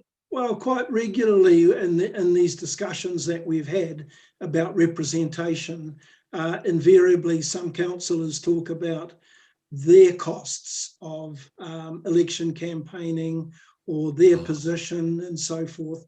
And while I think that sometimes those comments are quite valid in those discussions, I would not like to see that bias whether it's unconscious or conscious bias, appearing in staff reports that lead us to a decision that might have more of a personal outcome rather than one which is for the city, because this is essentially a report where, if there is any report, in my view anyway, if there's any report that we need to listen more closely to our community than we do in others, is in this report itself, because this is the report on which our residents are being asked to vote for their representative councillors. Sure, objective and not subjective. Yeah. Okay, thank you. Thank you, Okay, Chair. thanks. Councillor Mark, followed by Councillor Sarah and the Deputy Mayor. Echo your sentiments, Rob, but it's going to be really hard to do because every time you see something in there that we disagree with, we call it subjective. So it's it's going to be tough. But yeah, two things I'd like to see in the report, please, and that is a clear how much the Māngai Māori system actually costs. Because it was brought up a few times that people wanted Māngai Māori and Māori representation. So I think it would be good to actually know that. I know that the discussion about whether we have Māngai or not isn't on the table at the moment, but it was brought up by a few submitters. So I just like some clarity around that, please. And secondly, it might be a question you might be able to answer now, rather than even put it in the report. But we were talking earlier on about going out for that extra month, Dale, with the community board idea. Should the council decide they were going to go with one ward rather than two, would you have to do the same thing? Yes, if you're making any changes whatsoever, well, anyway, you've got to do that 1 month objection period. If you're changing it, the same. Irrespective, and you just get one objection or one appeal, and the whole matter goes off to the Local Government Commission. Right. So if we just followed on exactly as our preferred option that we put out, with 2 wards, etc., we still have to have that month anyway. Correct. Yeah, just to clarify, that's that's sort of a process that next step of the process isn't us going out for reconsultation again. So we wouldn't go out and reconsult if we changed our initial proposal. Right. Dale's referring to the process that then gets undertaken via the Local Government Commission and the objection period post that stage. And how do people find out about whether So there will be a public notice that has to go out. Right. To advise, and so that'll be on our website in terms of what the final proposal is, and then a public notice goes out, and then there's that period of 1 month that occurs after that. No, that's answered my question. Thank you. So you probably don't need to add that in. Thank you. Thanks, Councillor Mark. Councillor Sarah. Thanks, Ewan. I'll be brief because I think what I'm keen to hear back is pretty much covered, but essentially my key interest is how some different options for achieving what submitters were wanting out of community boards. So whether it's pilot, whether it's a number of community boards, whether it's community committees, looking at options where it's a hybrid of electing and appointing. So essentially just some options around how to achieve the general intent there. Sure. Thank you.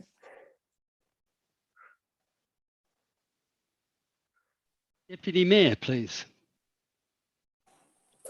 Thanks, Chair Ewan. I've got one point, but before I do, I just need to clarify Rob's point about the staff report, and I feel kind of compelled to defend staff. I don't see that their reports aren't objective on this issue. If anybody's at fault, it's us as elected members, but I don't see how staff can possibly do any more in the report to be objective, but maybe that's just me. In terms of this, the only thing I'm not sure about is, have we interrogated enough whether STV is going to work in any way, anywhere near as it's supposed to work with a 2-ward system. I wasn't keen on STV, but now we've got it, I want it to work as it should work. And so I guess the only thing is, with 2 wards, does it work to the degree that that it should, or is it in effect STV light? So I don't know what work what interpretation we may have from other councils around the country. You know, does STV work to any decent degree with when it's only 6 councillors in a ward, or would we actually be better served to do it properly across the whole city? Is the only kind of thing in my mind, I suppose. And I'd accept if we can't find a decent answer for that, I'd accept it. I'm just raising it as something that's come to my attention. Thank you. Noted, thank you, Deputy Mayor. And I think there is some research that's available on that front that we provided during the electoral system review, so we can definitely include some of that information in the report. Excellent. Councillor Maxine, I note Councillor Sarah, you've still got your hand up. I don't know if you want another question or if it's just an old hand. Councillor Maxine. Thanks, Councillor Ewan, Chair. The submitters have piqued my interest a little bit in the community board / committee possibility, but also several of them talked about a pilot type of proposal, and thinking about community committees seems a little bit easier to be able to stand those up, and that there's not necessarily a time frame around it. I would imagine, though, that there would need to be a good level of communication and discussion and understanding, not just in our community, frankly, but with all of us too around that, I think. And so I'd really like to have a bit of a better understanding about what a process might look like in developing a pilot, and potentially where we could and how we could set that up. So I'd be interested in that. And the other small thing really is around communication and what process we'll have. I mean, I was a bit worried about Alvina's comments, and you know, I don't know the circumstances, frankly, but I wonder what we do in order to be able to advise submitters of next steps, etc., and how we might be able to do that in a more targeted way. So, yeah, that's it from me. Thank you. Thanks, Councillor Van Oosten. Just if councillors, I'm happy to send an email afterwards, just with respect to Alvina's comments, or happy to just give you a brief overview now, if that suits. I'm happy for you to do that, Becca. Yep, go ahead, and then I've got Councillor Martin. Cool. So it seems, so essentially what happens when people indicate that they wish to speak during verbal submissions is we send an email out with an allocated time and then ask them to come back to us if that time doesn't suit. And then we follow up, we send a further follow-up email. My understanding, and I'm still getting information from my team about this, is that those emails didn't seem to reach Alvina for some reason or not, whether they went to her junk box or otherwise. And so that's kind of where the initial confusions happened, and then I just need to follow up and find out what's happened just with subsequent phone calls, just to make sure how we then followed back through. But that's kind of where some of the initial concern around communications come through. So you'll follow that up with Alvina. I'll follow that up, and I know Amy's been in contact with Alvina as well, just to figure out what's gone on. But it's certainly not our intention to not communicate it properly. No, and I have seen the emails that have been sent, so it just seems like they've been missed somewhere in the in translation and being sent in Tech World. So yeah, so that's kind of the background, a bit of background on that one. Thank you, Becca. And at the end of the, or through this process, do we have systems in place to keep submitters up to date with where things are at and what part of the process we're in and how they might be able to engage in next steps, etc.? Yes, absolutely we do. And Nicole's not here to sort of talk to that, but we do have the communication channels that we sort of go back and advise submitters and the community about what the results are and what the decisions are made along the way and the points at which they can feed back in. But I can provide some more clarification at the workshop on exactly what that looks like. Councillor Martin.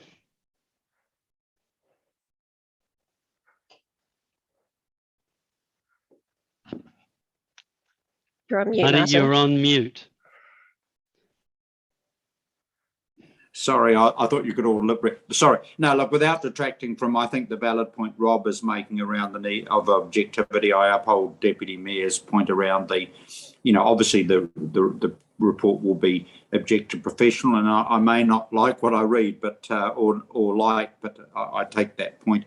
Look, the only thing I want to add is just again, there seems to be a bit of confusion with submitters as to who can sit around the full council table, which is dictated by statute, and who can perhaps sit around committee tables. So, for example, with full council, we only have elected members, obviously as per Local Government Act, whereas committees, we have the Audit and Risk, co-ops, and we also have Mongo Maori. I'm wondering, Rebecca and Dale, if you could just do some, Becca, sorry, if you could, and Dale, could you just, do the bullet point as to what council can do in that area? And again, with regard to anyone who sits around a committee table, that's obviously going to be entirely the province of the council of the day, in terms of whether there is a model where there may be, I've heard youth councillors, that kind of thing. I've obviously heard other people. So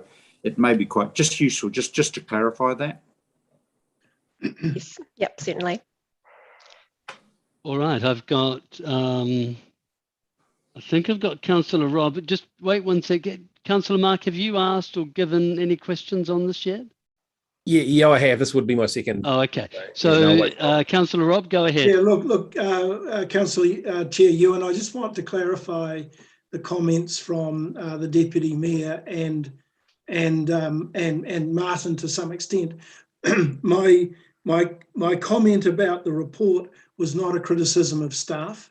It was just asking the staff perhaps to put a further ruler over the draft report to make sure that it's free from any comment or that may be seen as being biased. So that's the reason I raised it. I don't believe that the staff would set out to write a report that had any degree of bias in it at all, and that wasn't intended to be a criticism from me. Yeah, okay. Well, thanks for that explanation, because when I heard your comment, I sort of landed in the same position as the Deputy Mayor, because it sort of implied that the report could, but I'm glad you've made that clear.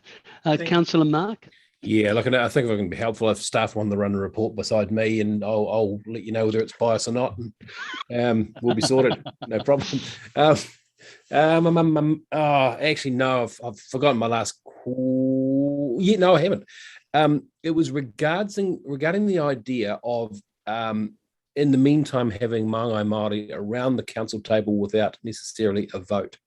I know, I just need to be really clear on the legislation. I know that we can't have appointed people around the council table, but I'd like to know the extent to which they can participate, whether it's for discussion, for questioning, that sort of stuff.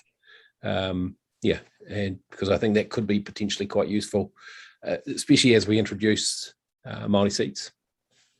So I don't want a long bit on it, but just a reminder of where the lines are, please. Sure. Thank you.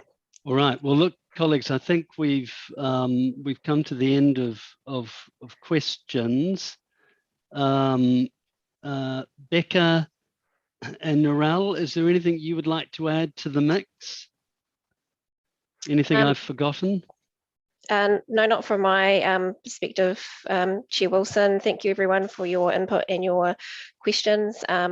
If there's anything that you can think of between now and the workshop in terms of extra things that you're wanting us to come prepared to speak to, please let us know. I'm not intending to circulate a lot of information prior to the workshop, other than what we've kind of covered here, mainly around community boards and some other bits and pieces, but we will be prepared to respond to any other questions as part of that session. All right, thank you. Well, look, I think this brings Narelle. Nothing I've missed. Just the staff recommendation. That small thing. Yes. So let's have a quick look on diligence. And here we are. Recommendations on page 16. I'll move or second, Chair, whatever you want. Thanks, Councillor Angela. You move the chipmunk. Oh, sorry, I will second it. It's not every day that we have a chipmunk in the meeting. Oh, gutted, I missed that. Damn. We did. It was recorded though, wasn't it? Yeah, I want to see that again. Right, so it's been moved by Councillor Angela and second. Are there any other questions? No? Any debate? Is the mover no? I'll say that for deliberations, but just other to say, I've been through many of these processes, and again, Becca, great job by you and your team. Thank you. Excellent. All right. All those in favour, please show your little paws. Those against? The positive paws have it. That brings an end to the meeting. Thanks, Ewan. Well done, mate. Thanks, Chair. Ewan. Thank you. Thanks, Chair. Cheers, everybody. Yeah, comments here as Chair, Ewan. I mean, obviously with the audio visual, and to the staff, you know, thank goodness I'm no longer Chair of Hearings, because believe you me, I couldn't have coped with the way we did. Boy, that was a character building for you this morning, Ewan. But and the staff, sharing the event. Yeah. So that was absolutely amazing. all good, and I'm looking forward to Mark jumping in. For that. Okay, all good. Your patience and diplomacy was